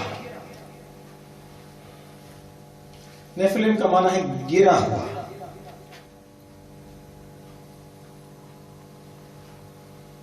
नेफिलिम का एक और माना है ऐसा शख्स जो अपना दीन छोड़ चुका हो, इसलिए सिर्फ गिरे हुए के मानों में नहीं ले सकते। ऐसा शख्स जो अपना दीन छोड़ चुका हो, अपोस्टेट कहेंगे इसको अंग्रेजी में।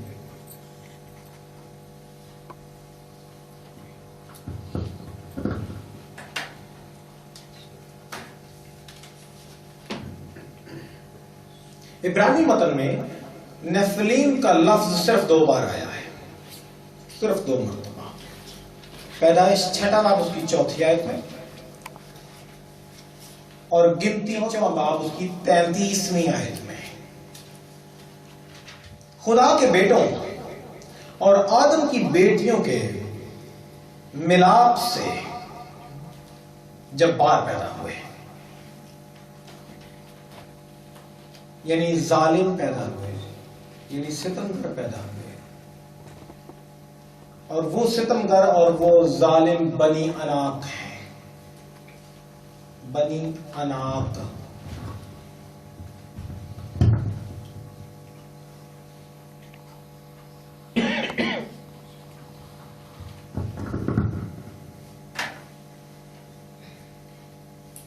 पैदाइश की किताब के 6 बाब में यहां पर जो 4 आयत में लिखा है, उन दिनों में जमीन पर जब्बार थे और बाद में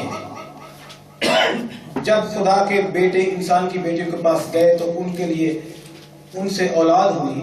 यहाँ पे उर्दू तर्जमे के अंदर एक चीज की नुमाया कमी है। यहाँ पे लिखा है कि उन दिनों में जमीन पर जब्बार थे, इसका मतलब है कि आज या उसके बाद तूफान नूह के बाद नहीं थे। लेकिन यहाँ पे नुमाया फर्क है और एक फिक्रे का तर्जुमा यहाँ पे किया ही नहीं गया और लिख दिया गया कि बाद में ये हुआ। यहाँ पे सुन लीजिए, यहाँ लिखा है किंग जेम्स वर्जन में, there were Giants in the earth in those days, उन दिनों में जमीन पर जब्बार थे, एंड आल्सो आफ्टर दैट, और उसके बाद भी, और उसके बाद भी का कोई तर्जुमा नहीं है यहाँ पे। और आप इसको जाकर किसी भी तर्जुमे में चेक कर लें, ना सिर्फ किंग जेम्स वर्जन में बल्कि दीगर तर्जुमे में भी کہ and after that and after words, وہ مختلف الفاظ ہیں جو اس بات کو بیان کرتا ہے. اور بعد میں بھی یہاں پہ لکھ رہا ہے، اور جب بعد میں، یہ بات نا بگاڑ کے بیان کر دی گئی ہے، اور بعد میں جب نہیں، اور بعد میں بھی اس وقت اس زمانے میں زمین پر جبار تھے، اور بعد میں بھی. اس کے بعد اگلی بات شروع ہوتی ہے کہ جب آدم کے جو بیٹیاں ہیں وہ جباروں کے ساتھ انہوں نے یعنی وہ یہ آپس میں شادیاں جب کی، وہ بعد کی بات ہے. لیکن یہ یہاں پہ یہ کہنا کہ اس زمانے میں تھے، اس کا مطلب ہے بعد میں نہیں تھے، یہ بات درست نہیں ہے. اینڈ آلسو آفٹر دیٹ، اس کا کوئی ترجمہ نہیں یہاں پہ نہیں ہے، اس لیے اس بات کو مطلب ہے.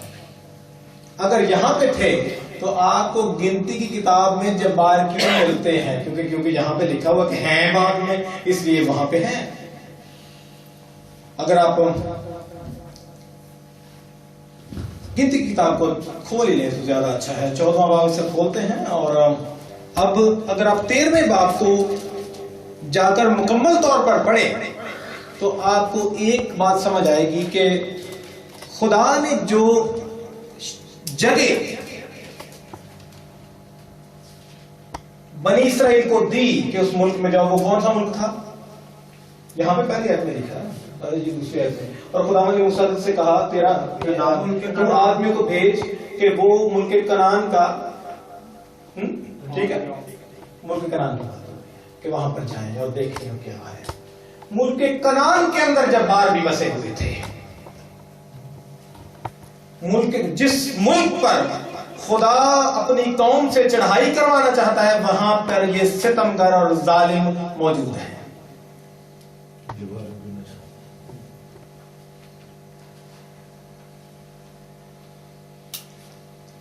12 افراد کو اس نے بھیجا موسیٰ کہ وہ جائیں اور جا کر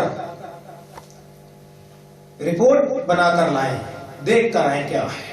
اب وہ گئے اور انہوں نے نشانی کے طور پر وہ انگوروں کا ایک گچھا لے کر گئے، اور اس کے ساتھ وہ کچھ انجیر اور انار بھی لے کر گئے، اور انگور کا سائز وہ تھا جو تربوز کا سائز ہونا چاہیے. کیونکہ نظر یہاں پہ ہمیں جو 23ویں آیت میں نظر آتا ہے، 13-23 میں. اور وہ وادی اسکال میں پہنچے. وہاں سے انہوں نے انگور کی ایک ڈالی کاٹ لی جس میں ایک ہی گچھا تھا، اور جسے 2 آدمی ایک لاٹھی پر لٹکائے ہوئے لے کر گئے، اور وہ کچھ انار اور انجیر بھی لائے. یعنی ایک گچھا اور لاٹھی کے اوپر 2 آدمیوں نے پکڑا ہوا. اور یہ انگور اور جو میں تربوز ابھی بیان کر رہا تھا، یہ کلیئر بھی ہو جائے گا کہ ہاں. اور میں ایک بات کو یہاں پہ بیان کر دوں کہ جو کرپشن ہے، ابھی چل کر اس کو پڑھتے ہیں. کرپشن جو ہوئی ہے، جو خدا کے بیٹوں نے آدم کی بیٹیوں سے بیاہ کیے ہیں، یہ کرپشن صرف انسانی بدنوں تک نہیں رہی بلکہ یہ زمین تک گئی ہے. ہر چیز کو انہوں نے خراب کرنے کی کوشش کی ہے. ان کے خیال میں جو ادھر دودھ کی نہریں بہ رہی ہیں، یہاں پہ یہ 13واں باب سارا بیان کرتا ہے. شہد اور واقعی دودھ اور شہد اس میں بہتا ہے. میں 27ویں آیت کو دیکھ رہا ہوں، 13-27. اس کو جا کے سارے کو پڑھیں، آپ کو بڑا مزہ آئے گا. یہاں سے میں پھر آگے پڑھنا شروع کرتا ہوں 27ویں آیت سے. اور موسیٰ سے کہنے لگے کہ جس ملک میں تو نے ہم کو بھیجا تھا، ہم وہاں گئے، اور واقعی دودھ اور شہد اس میں بہتا ہے، اور یہ وہاں کا پھل ہے. لیکن جو لوگ وہاں بسے ہوئے ہیں وہ زور آور ہیں، اور ان کے شہر بڑے بڑے اور فصیل دار ہیں. اور ہم نے بنی عناق کو بھی وہاں دیکھا. کہاں دیکھا؟ ملک کنعان میں بنی عناق کو بھی دیکھا. اس ملک کے جنوبی حصے میں تو امالیکی ہیں، اور ہتی اور یبوسی اور اموری پہاڑوں پر رہتے ہیں، اور سمندر کے ساحل پر اور یردن کے کنارے کنارے کنعانی بسے ہوئے ہیں. تب کالب نے موسیٰ کے سامنے لوگوں کو چپ کرایا اور کہا کہ چلو ہم ایک دم جا کر اس پر قبضہ کریں، کیونکہ ہم اس قابل ہیں کہ اس پر تصرف کر لیں، لیکن جو اور آدمی اس کے ساتھ گئے تھے وہ کہنے لگے کہ ہم اس لائق نہیں ہیں کہ ان لوگوں پر حملہ کریں کیونکہ وہ ہم سے زیادہ زوراور ہیں۔ ان آدمیوں نے بنی اسرائیل کو اس ملک کی جسے وہ دیکھنے گئے تھے بری خبر دی اور یہ کہا کہ وہ ملک جس کا حال دریافت کرنے کو ہم اس میں سے گزرے ایک ایسا ملک ہے جو اپنے باشندوں کو کھا جاتا ہے، اور وہاں جتنے آدمی ہم نے دیکھے وہ سب بڑے قداور ہیں، اور ہم نے وہاں بنی عناق کو بھی دیکھا جو کون ہے؟ جو جبار ہے اور جباروں کی نسل سے ہیں، اور ہم تو اپنی ہی نگاہ میں ایسے تھے جیسے ٹڈے ہوتے ہیں، اور ایسے ہی ان کی نگاہ میں بھی تھے۔ کافی مسئلہ حل ہوا کہ جبار کون ہے؟ بنی عناق ہیں، اور یہ کہاں بسے ہوئے تھے؟ یہ بھی کنعان کے اندر ہی بسے ہوئے تھے۔ اتنے بڑے لوگوں کے اوپر خدا کی قوم نے حملہ کرنا ہے، اس ملک پر قبضہ کرنا ہے، کیونکہ یہ اس نسل سے ہیں جو خدا کے بیٹے اور خدا کی بیٹیوں کے ملاپ سے پیدا ہوئے ہیں۔ یہ بنی عناق ہیں، یہ جبار ہیں۔ 10 فٹ کے لوگوں کو 5 6 فٹ کے لوگ تباہ و برباد کریں گے، اس ملک پر قبضہ کر لیں گے۔ کیوں؟ کیونکہ خدا بڑا ہے، خدا کے وہ ساتھ چلتے ہیں۔ کچھ سمجھ آئیے ساری بات کی؟ کچھ تھوڑا سا مسئلہ حل ہوا کہ جبار ہے کون؟ کیوں صاحب آگے بڑھنے سے پہلے تھوڑا بہت حل ہو گیا کہ سمجھ آ گئی کہ بنیادی طور پہ خدا کس ملک میں بھیج رہا ہے؟ ملک کنعان، جہاں پہ یہ ستمگر، یہ ظالم، یہ قاتل، یہ ہتھیار بنانے والے، یہ تباہی اور بربادی لانے والے موجود ہیں۔ ان پر خدا کے لوگ پھر سے چڑھائی کریں گے اور ان کو پلیامیٹ کر دیں گے۔ پیدائش 6 باب کی 5ویں آیت میں لکھا ہے، ابھی آگے چل کر اور بات کرتے ہیں اس پہ۔ انسان کے دل کے تصور اور خیال سدا ہو رہے ہوتے ہیں،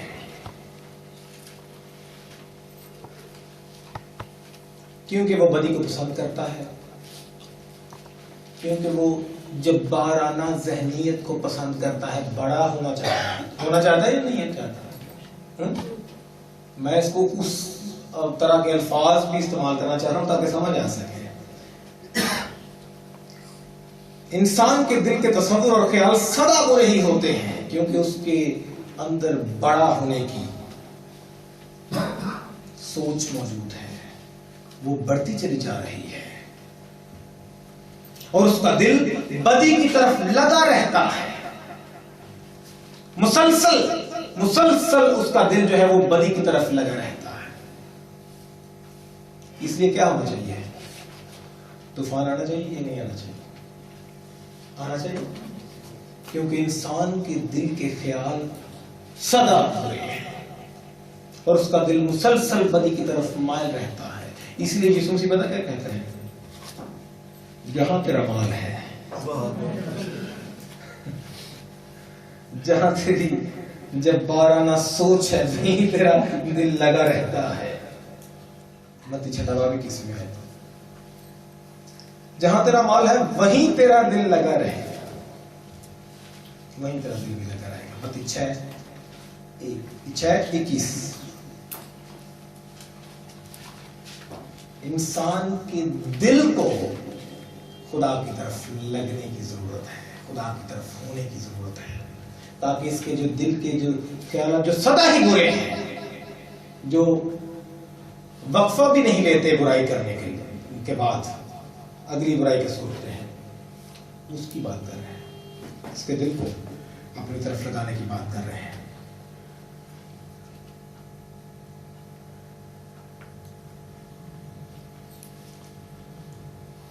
جو لوگ کلام مقدس پر یقین رکھتے ہیں پھر میں لوٹ کر آؤں گا وہیں پہ. میں کچھ نکات کو درمیان میں رکھنا چاہ رہا ہوں تاکہ سمجھ آئے. جو لوگ کلام مقدس پر یقین رکھتے ہیں ان کا ماننا ہے کہ تخلیق کا کام 6000 سال قبل ہوا. لیکن سائنسدان کیا کہتے ہیں؟ کیا کہتے ہیں؟ تقریباً یعنی عمومی طور پر جو لوگ کہتے ہیں، سائنسدان کہتے ہیں، وہ 15 کروڑ سال کہتے ہیں. کروڑوں سال میں یعنی عمومی طور پر جو خیال آتا ہے وہ 15 کروڑ سال کا آتا ہے. زیادہ بھی ہو سکتا ہے، کم بھی ہو سکتا ہے، کم و بیش کہہ دیں. لیکن ہمارے پاس قابل یقین ایک ہی ذریعہ ہے اور وہ بائبل مقدس ہے. خدا نے ابتدا میں زمین و آسمان کو خلق کیا.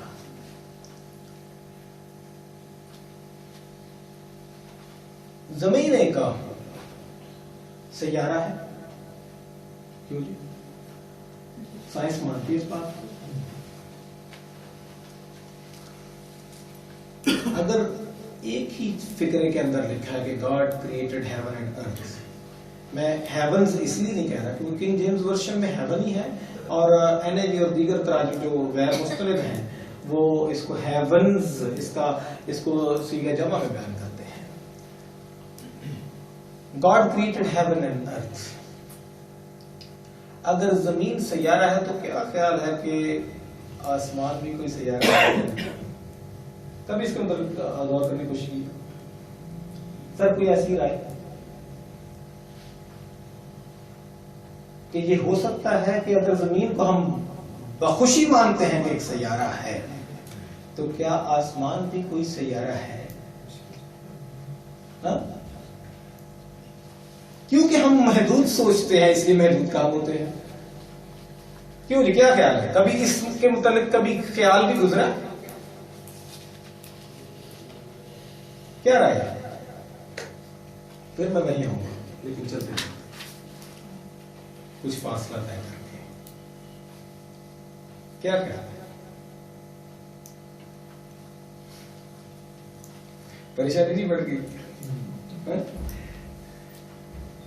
زمین ایک سیارہ ہے اور انسانوں کے رہنے کے لیے یہ سیارہ ہے.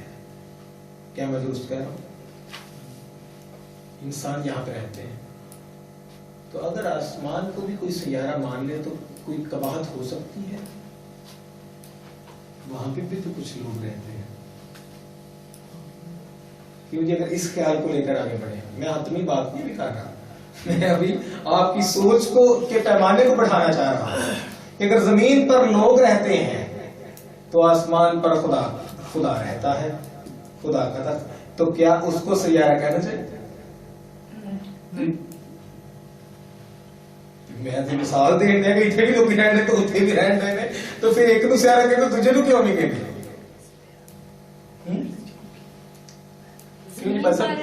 جی زمین پر سر گناہ ہوتا ہے لیکن آسمان پر گناہ نہیں ہوتا. نہیں سیارے تے گناہ ہونا ہے ہوتے بھائی جی. تہاڈے تو پہلا ہویا ہے جنگ تے ہوئی سی، پہلے نہیں سی.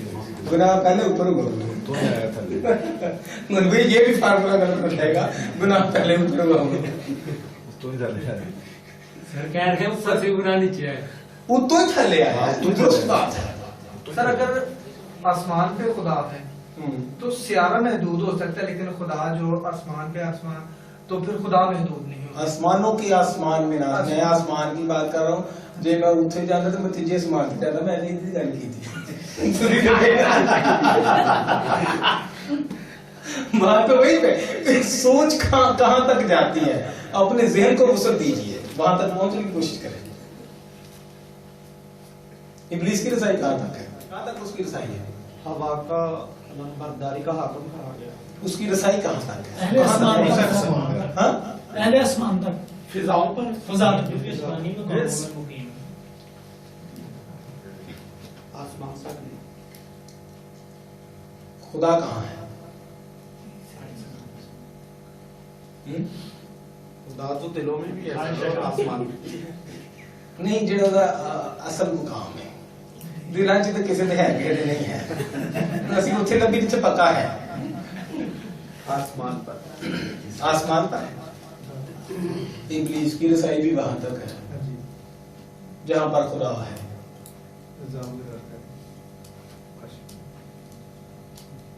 अय्यूब की किताब का पहला भाग, चलिए आयत को पढ़ूंगा। और एक दिन खुदा के बेटे आए कि खुदावन के हुजूर हाजिर हों। खुदा के बेटे आए, कहां हाजिर हों? खुदावन के हुजूर हाजिर हों, और उनके दरमियान शैतान भी आया।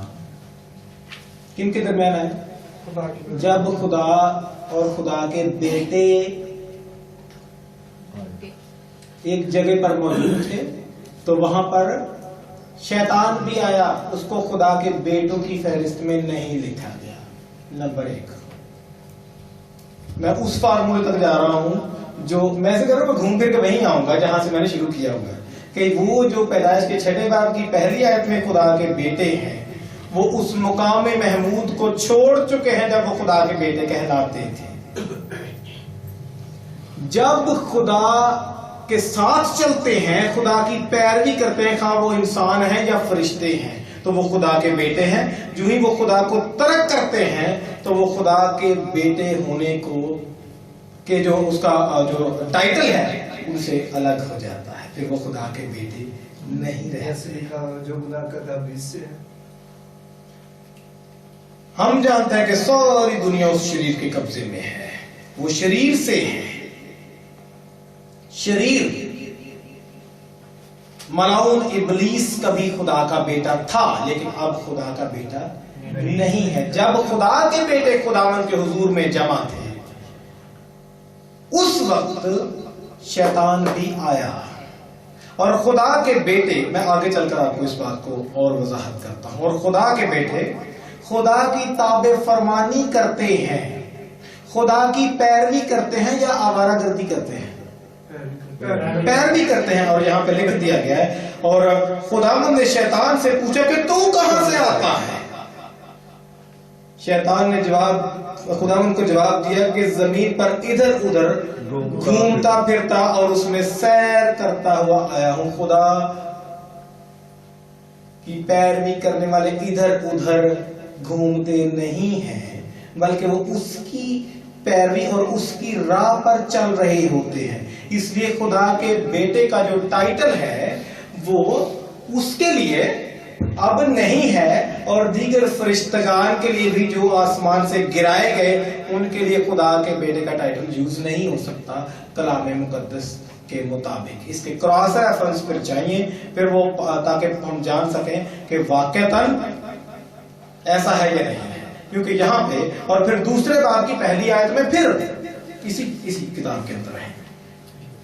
फिर एक दिन खुदा के बेटे आए कि खुदावन के हुजूर हाजिर हो, और शैतान भी उनके दरमियान है कि खुदावन के आगे हाजिर हो। और खुदावन ने शैतान से पूछा कि तू कहां से आता है? शैतान ने खुदावन को जवाब दिया कि जमीन पर इधर उधर घूमता फिरता और उसमें सैर करता हुआ आया।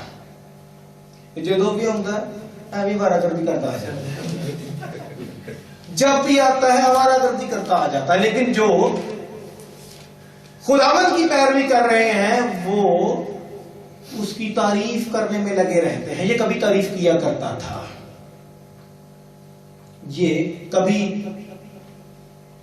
खुदा की तारीफ करने वालों का लीडर हुआ करता था, रहनुमा हुआ करता था। लेकिन अब ये गिराया हुआ है, अब ये बेटा नहीं बल्कि इसको शैतान कहा गया है, इसको इब्लीस कहा गया है। इसका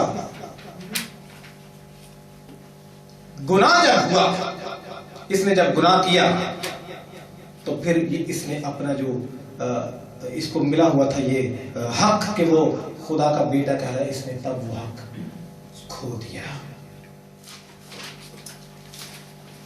यशायाह के 14वें बाब की 12वीं और 13वीं आयत में लिखा गया है,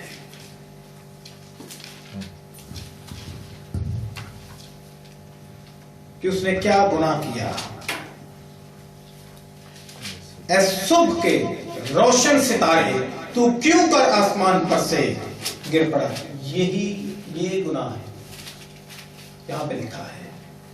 ऐ कौमों को पस्त करने वाले तू क्यों कर जमीन पर पटका गया। तू तो अपने दिल में, ये गुनाह लिखा जा रहा है यहां पे कि उसने क्या किया था। तू तो अपने दिल में कहता था मैं आसमान पर चढ़ जाऊंगा, जहां पर खुदा का तख्त है, मैं अपने तख्त को खुदा के सितारों से भी ऊंचा करूंगा, और मैं शिमाली अतराफ में जमात के पहाड़ पर बैठूंगा। इसका गुनाह क्या है, यहां पे लिखा है। तू तो अपने दिल में कहता था, मुतकब्बिर, खुदा से भी ऊंचा होना चाहता है, लेकिन जो खुद मखलूक है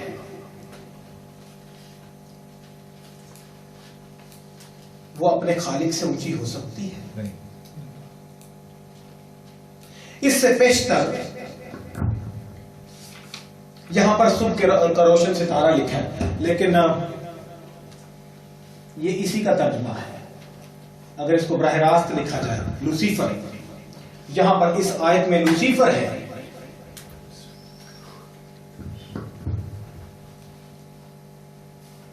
सुबह का रोशन सितारा इसी को कहते हैं।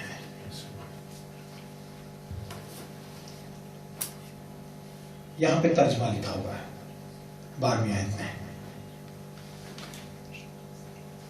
अय्यूब की किताब के 38वें बाब में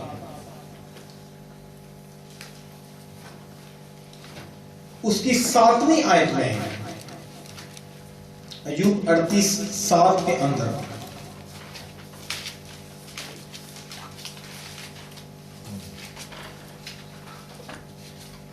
लिखा है, जब सुबह के सितारे मिलकर गाते थे और खुदा के सब बेटे खुशी से ललकारते थे, यानी खुदा की प्रस्तिश करते थे। इससे पेश कर ये सारा बाब अगर आप पहले ऐसे पढ़े तो ये जब उसने सूत खींचा और जमीन की बुनियाद डाली और सारा कुछ वही बातें जो पैदाइश के पहले बाब में हमें नजर आती हैं, यूब के 38वें बाब में भी नजर आती हैं। अब यहाँ पे हमें फिर खुदा के बेटे नजर आते हैं, लेकिन वो क्या कर रहे हैं, खुदा की परस्तिश कर रहे हैं, उसकी तारीफ कर रहे हैं। लेकिन ये जो इब्लीस साहिब हैं, ये क्या कर रहे हैं, ये इधर उधर घूम फिर रहे हैं, ये आवारा कर, वो खुदा में दूर हाजिर है कि उसको जवाब दें, और जब इसको बोलते तू कहां से आया, मैं इधर निकल गया था।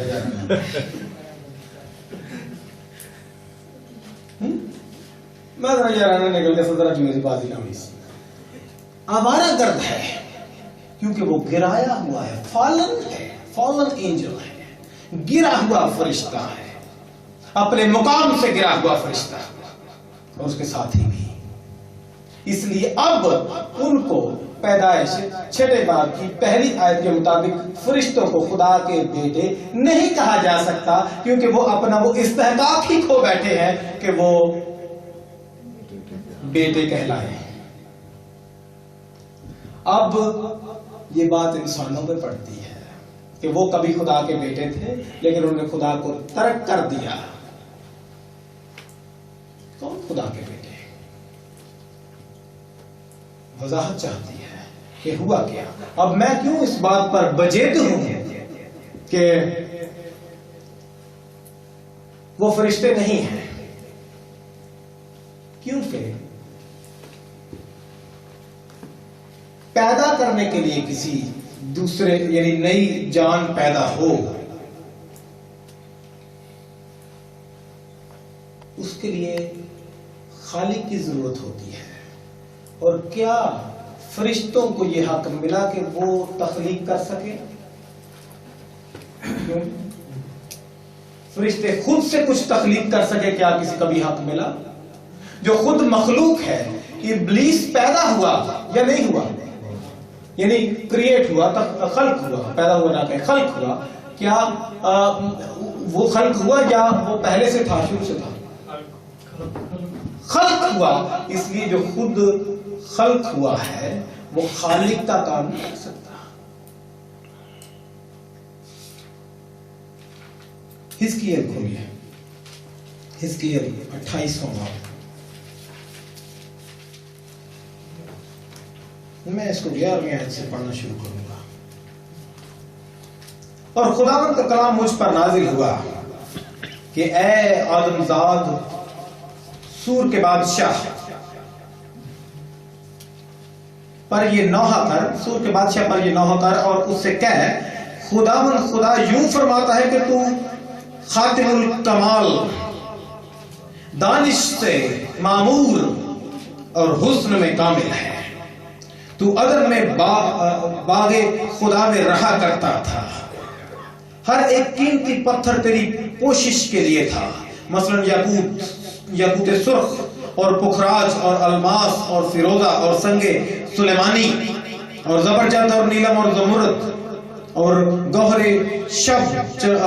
شب چراغ اور سونے سے تجھ میں خاتم سازی اور نگینہ بندی کی. صنعت تیری پیدائش ہی کے روز سے جاری رہی.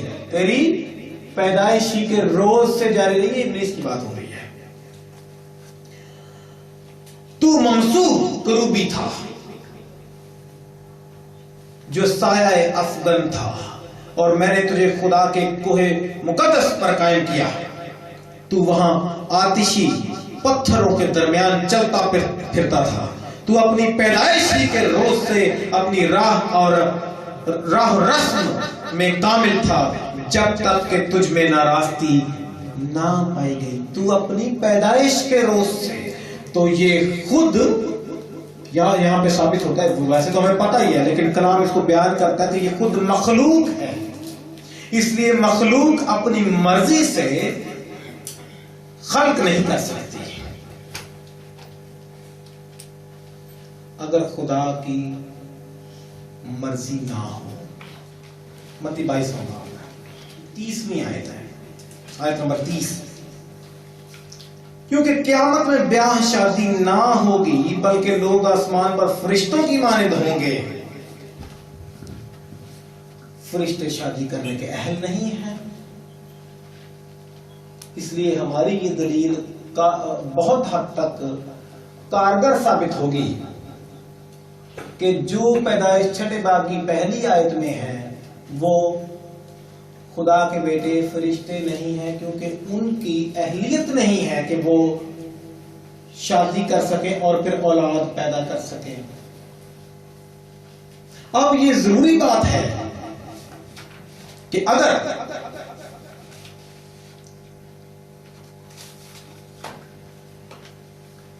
ابلیس نے اپنا کام کرنا ہے، ابلیس نے اب پہلے وہ ایک شخص کو اس نے گھیرا، یعنی قائم کو گھیرا اور حابل کو قتل کروا لیا. اب اس نے کیا کیا؟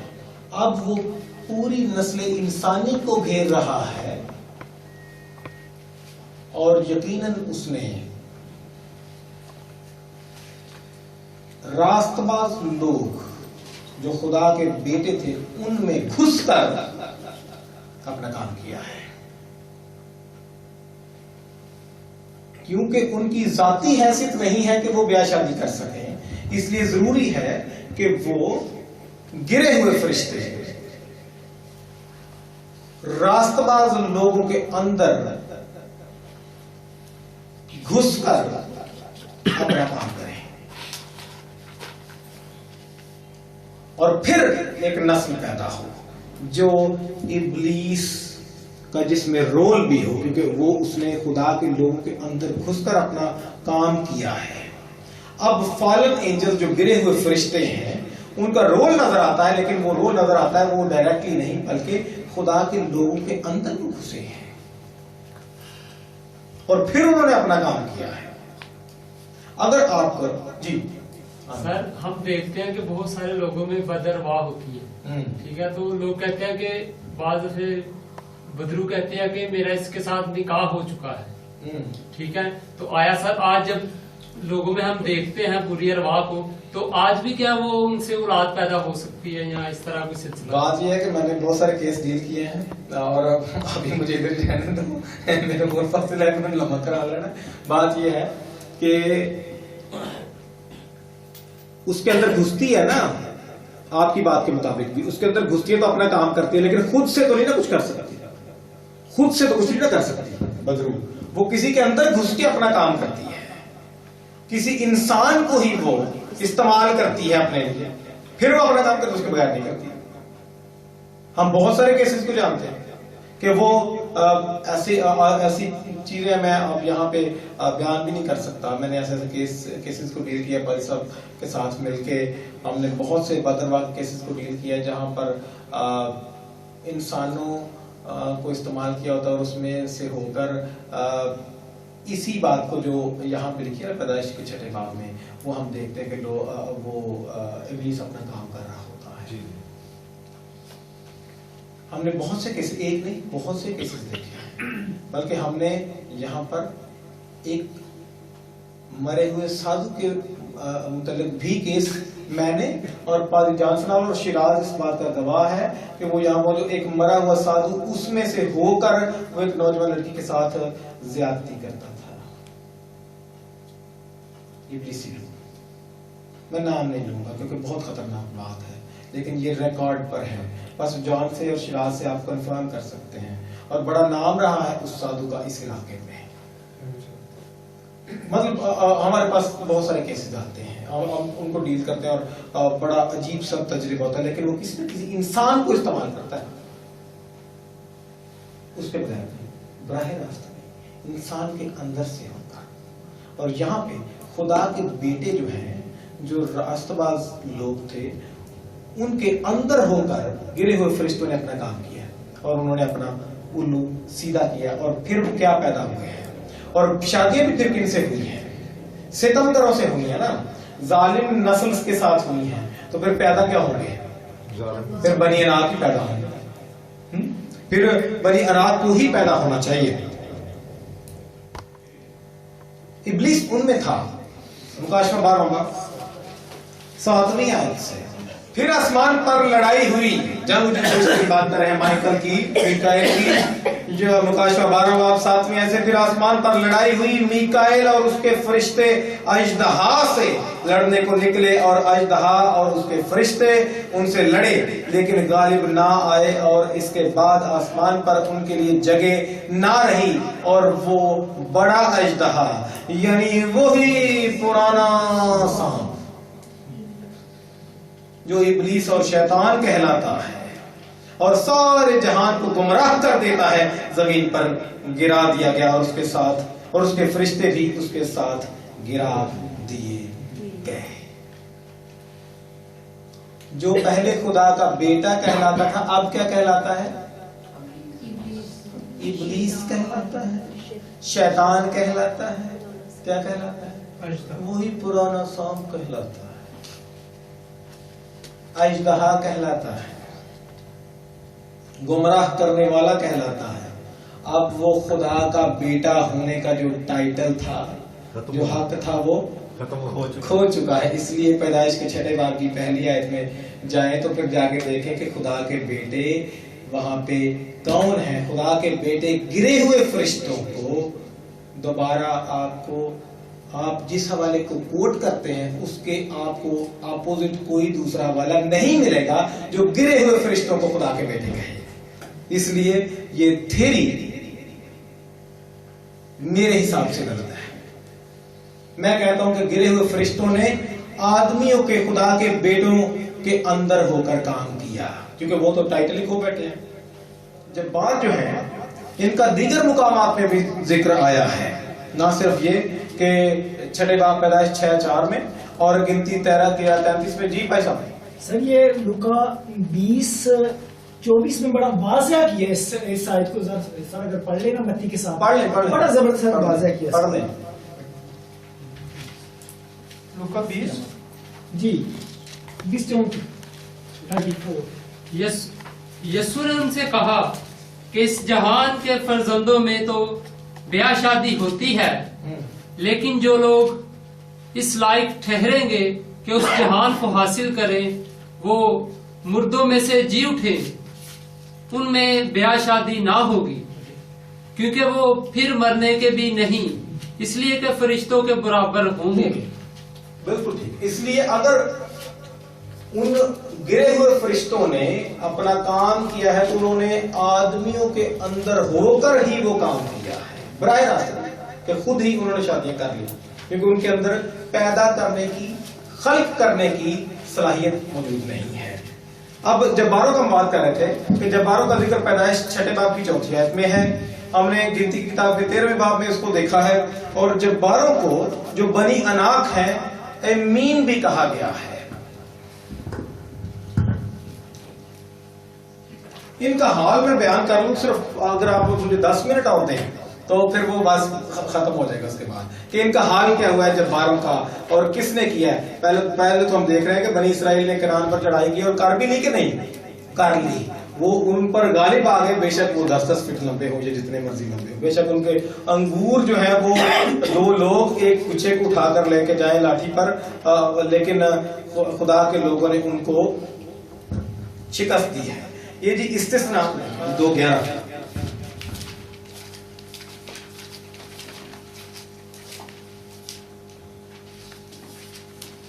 10ویں آیت کو بھی ساتھ ہی پڑھیں، کیونکہ اصل میں تو پیچھے سے آنا چاہیے لیکن وقت تھوڑا میں اس لیے کام کر رہا ہوں۔ 10ویں اور 11ویں آیت کو دیکھ لیتے ہیں۔ وہاں پہلے ایمیم بسے ہوئے تھے جو اناکیم کی مانند بڑے بڑے اور لمبے لمبے اور شمار میں بہت تھے، اور اناکیم ہی کی طرح وہ بھی رفائیم میں گنے جاتے تھے، لیکن موابی ان کو ایمیم کہتے تھے۔ بنی اناق، یہ جو اناکیم ہے بنی اناق کی بات کی جا رہی ہے، نام سے آپ سمجھ سکتے ہیں۔ اور یہ پتہ کیا ہے، ایک ان کا معنی نکلتا ہے یہ اناکیم کا لمبی گردنوں والے، گڈیاں سے اندازہ نہیں کر سکتے، لمبی گردنوں والے، لانگ نیک۔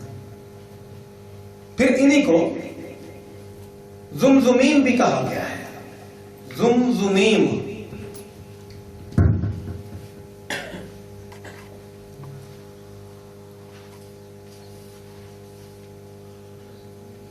زمزمیم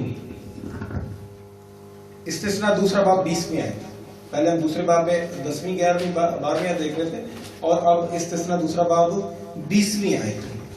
وہ ملک بھی رفائیم کا گنا جاتا تھا، کیونکہ پہلے رفائیم جن کو امونی لوگ زمزمیم کہتے تھے وہاں بسے ہوئے تھے۔ آپ کو یہ معلوم ہونا چاہیے کہ یہاں پر جو رفائیم ہیں یہ بنی اناق ہیں،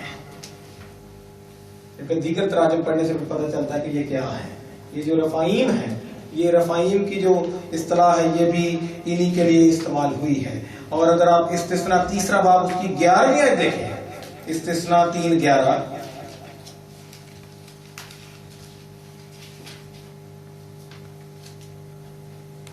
کیونکہ رفائیم کی نسل میں سے فقط بسن کا بادشاہ اوج باقی رہا، اس کا پلنگ لوہے کا بنا ہوا تھا، اور وہ بنی امون کے شہر ربا میں موجود ہے، اور آدمی کے ہاتھ کے ناپ کے مطابق 9 ہاتھ لمبا اور 4 ہاتھ چوڑا ہے۔ رفائیم کی نسل سمجھ آ رہی؟ یہ کیا ہے؟ یہ بھی جبار ہے، یہ وہی ہے، ایک ہی ہے۔ اور پھر اس کے بعد یشوع استثناء تیسرا باب 11ویں آیت بھی اور 13ویں آیت بھی ساتھ نوٹ کر لیں، 3:11 اور 13، 3:11 بھی اور 13 بھی دونوں چلیں گے ساتھ۔ اور پھر یشوع 13واں باب 12ویں آیت، یشوع 13:12، اوج جو رفائیم کی بقیہ نسل سے تھا اور استارات اور ادرئی میں حکمران تھا، اس کا سارا علاقہ جو بصر میں تھا، کیونکہ موسیٰ نے ان کو مار کر خارج کر دیا تھا۔ یہ جو رفائیم یہاں پہ لکھے ہوئے ہیں یہ بنیادی طور پہ یہی جبار ہے۔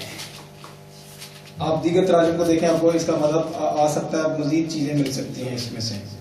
پھر یشوع 15 باب 8ویں آیت اس کے لیے، یشوع 15:8،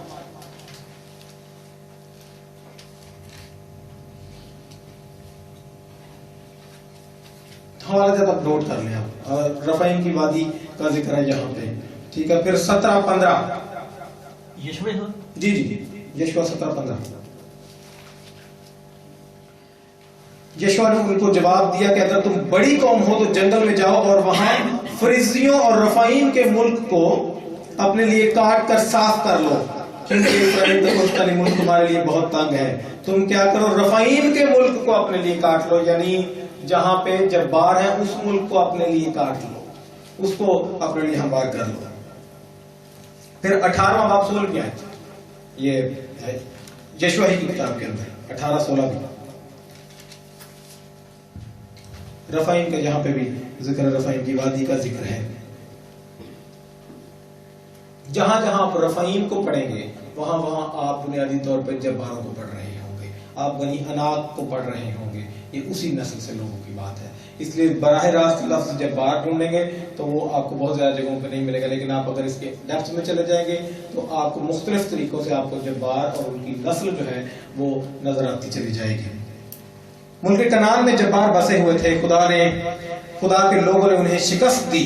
हालांकि वो जसीम थे, तनोमंद थे, ऊंचे लंबे थे, कद्दावर थे, लेकिन खुदा के लोग अपने आप को कहते हैं कि वो उनके सामने टिड्डे से नजर आते हैं। लेकिन किसने शिकस्त दी? जब्बारों को।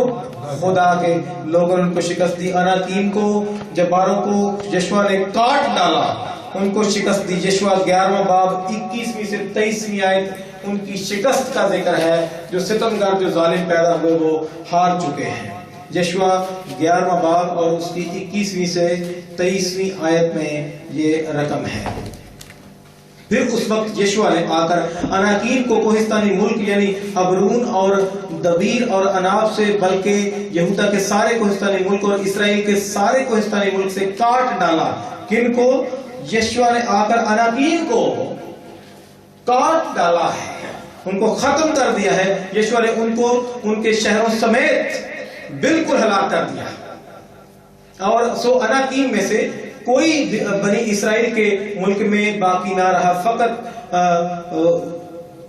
गजा और जाद और अशदूद में थोड़े से बाकी रहे। ठीक है जी, 23वें आयत पे आप साथ जाके पढ़ लें तो आपको गिनती की किताब के जो 13वें बाब के आखिर में नजर आते हैं बनी अनाक, ये उनको यहाँ पे किसने शिकस्त दी है? यशुआ ने उनको काट डाला है। वो नहीं रहेंगे क्योंकि वो दुरुस्त नहीं है, वो अगर आज भी हैं। और बाद जगहों पे लगता है ऐसे ही है कि ये जब्बारी है, कुछ ऐसी एक कौम है, कुछ ऐसे लोग हैं, वो लगता है कि वो जब्बारी है। तो वो खुदा के लोग नहीं है, वो अगर मिक्स्ड ब्रीड है। और बाद जगहों पे इसमें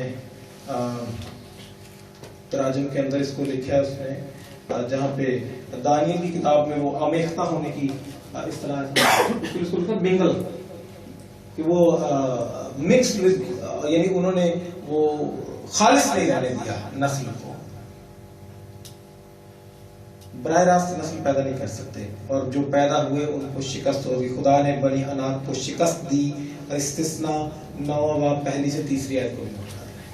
इसके साथ फिर खत्म करते हैं। इस्तिस्ना 9वां बाब 1 आयत 1 से 3। खुदा ने बनी अनाक को शिकस्त दी है।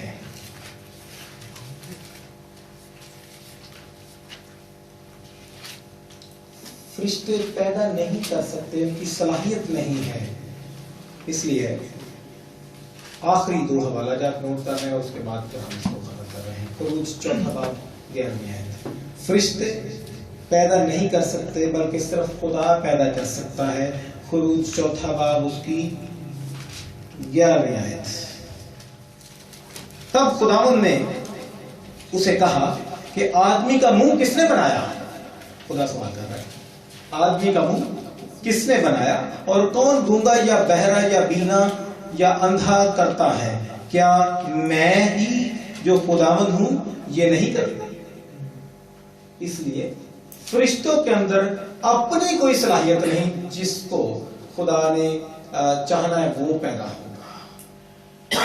खुदा मुंह कौन बनाता है? कौन वो बयान कर रहा है इस बात को कि जो पैदा करने की, खल्क करने की कुव्वत है वो खुदा के पास है, फरिश्तों के पास नहीं। इसलिए वो खुद से आदम की बेटे के साथ हमागोश हो भी जाएगा तो वो नहीं कर सकते।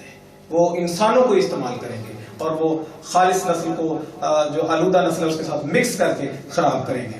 139 ज़बूर और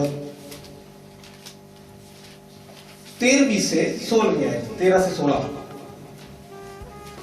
यहां पे लिखा है, क्योंकि मेरे दिल को तू ही ने बनाया। किसने? खुदा ने। کیونکہ میرے دل کو تو ہی نے بنایا، میری ماں کے پیٹ میں تو ہی نے مجھے صورت بخشی، میں تیرا شکر کروں گا کیونکہ میں عجیب و غریب طور سے بنا ہوں، تیرے کام حیرت انگیز ہیں، میرا دل اسے خوب جانتا ہے۔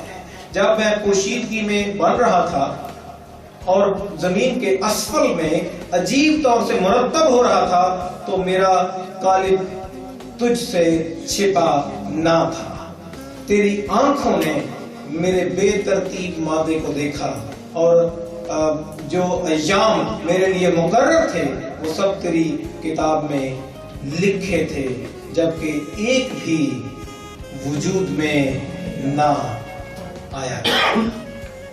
خلق کرنے والا صرف اور صرف خدا ہے، فرشتوں کے اندر کوئی صلاحیت نہیں ہے، وہ انسانوں کو استعمال کر کے ہی اپنا کام کر سکتے ہیں، ورنہ نہیں ہو سکتا۔ میری بہترین رائے جو میری دانست میں ہے وہ یہی ہے۔ اور پھر جو پیدا ہوئے ان کا حال آپ دیکھ سکتے ہیں کہ جب بار پیدا ہو ان کی براہ راست شکست ہوئی ہے، خدا نے ان کو شکست دی ہے۔